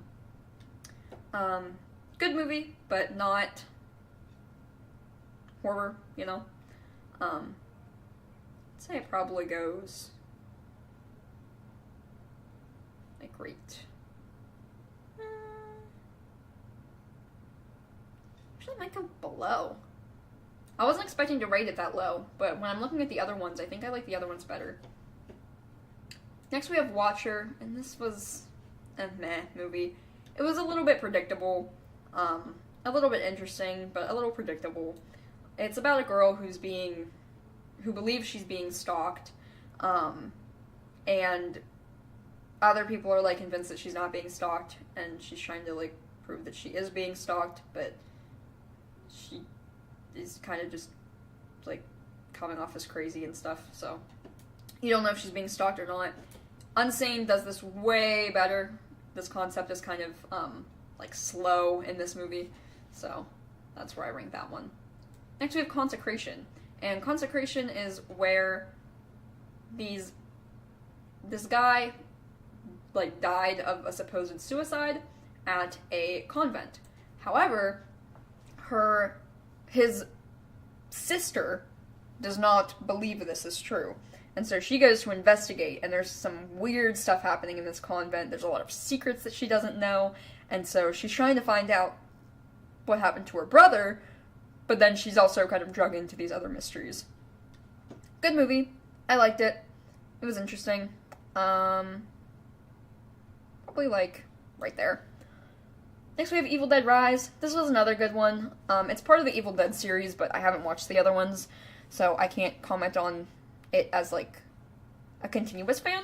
But Evil Dead Rise is about this family that they're in an earthquake type situation. I think it was an earthquake. Yeah, it was an earthquake. And it releases, one of the kids accidentally releases this evil spirit gateway kind of thing on their family, and they have to try to stop it while they keep getting possessed and stuff. It's a good movie. Not one of the best, but I would say probably right here, right between the Autopsy and the Possession movie. Next we have Five Nights at Freddy's. I would say that this is not really a scary movie. I guess you could kind of consider it to be one. It's more like, I don't know. We'll put it under spooky, but I would put it right here. And this is as of someone who obviously likes Five Nights at Freddy's. You can look, I think we have like 12 videos on it. It is a lore accurate one of Five Nights at Freddy's 1, well, fairly lore accurate. There is one part they don't get, like, completely right, but it's fine. It's not a huge change to the story. But it is lore accurate to Five Nights at Freddy's 1, the events of Five Nights at Freddy's 1. So if you were wondering which one it takes place in, it is the first game. And people believe that there might be sequels and stuff for the other games, which I would be very excited about if they do. But if you've read the books and stuff, you know how they're pretty lore accurate, but they have some major changes. This movie is like even less with the changes on that one, so you don't have to worry about being like super disappointed that it's like not the actual story and stuff like that. There's just a couple big changes, one of which you can see in the previews and everything. Mike has a little sister, so that, and then one other big change is really all that I saw that were major, so that's good. They were very true to it. I'm actually kind of glad that Scott fought on that one. I feel like, because they were talking about how it wasn't like lore accurate enough, and that's why he was so difficult to work with, but I like that they got it so perfect. Now we have Insidious: The Red Door. This is a bad movie. Don't recommend it. It has an interesting ending, and it does like wrap up the movie series really well. However, the whole like movie is extremely slow. I think the like actual action starts like in the last 30 minutes of like a 2-hour movie. Like the first 1.5 hours are literally just like, there's nothing like insidious about it. It's just like the characters going through their lives and being angsty towards each other. Like I don't recommend it. I would recommend looking up the plot so you know what happens if you're a fan of the Insidious movies. Then we have Knock at the Cabin Door. This is a good movie, but it's not really that scary. Yeah, it's more of an apocalypse movie, I guess. I would say that it goes right under Morgan. It's about this couple who are at a cabin, I believe. It might be their cabin. It's either their cabin or like a vacation cabin. And they bring their daughter there, and then these people show up and they tell them that one of them has to die because the world is going to end if one of them like doesn't sacrifice themselves. And so the family is left wondering like if this is fake and they're just like, these people are just trying to kill them, or if there is an actual threat to be found. So that is where our horror movie list ended. Now, there were a couple that I wasn't able to add, and there were also a couple that I probably forgot or didn't see on the official, like, list of all of them. So, eventually, when we do go through, like, all the horror movies that exist, throughout the years, then we will be able to add some of those. But these are the main ones. These are the ones that I could see, other than a few that were left off the list. I'm not going to go into Photoshop and add those, I don't think, just because my throat is not doing great. So, we're going to leave it here. Feel free to look at this, take my recommendations if you enjoy horror movies, and we will see you guys tomorrow. Goodbye.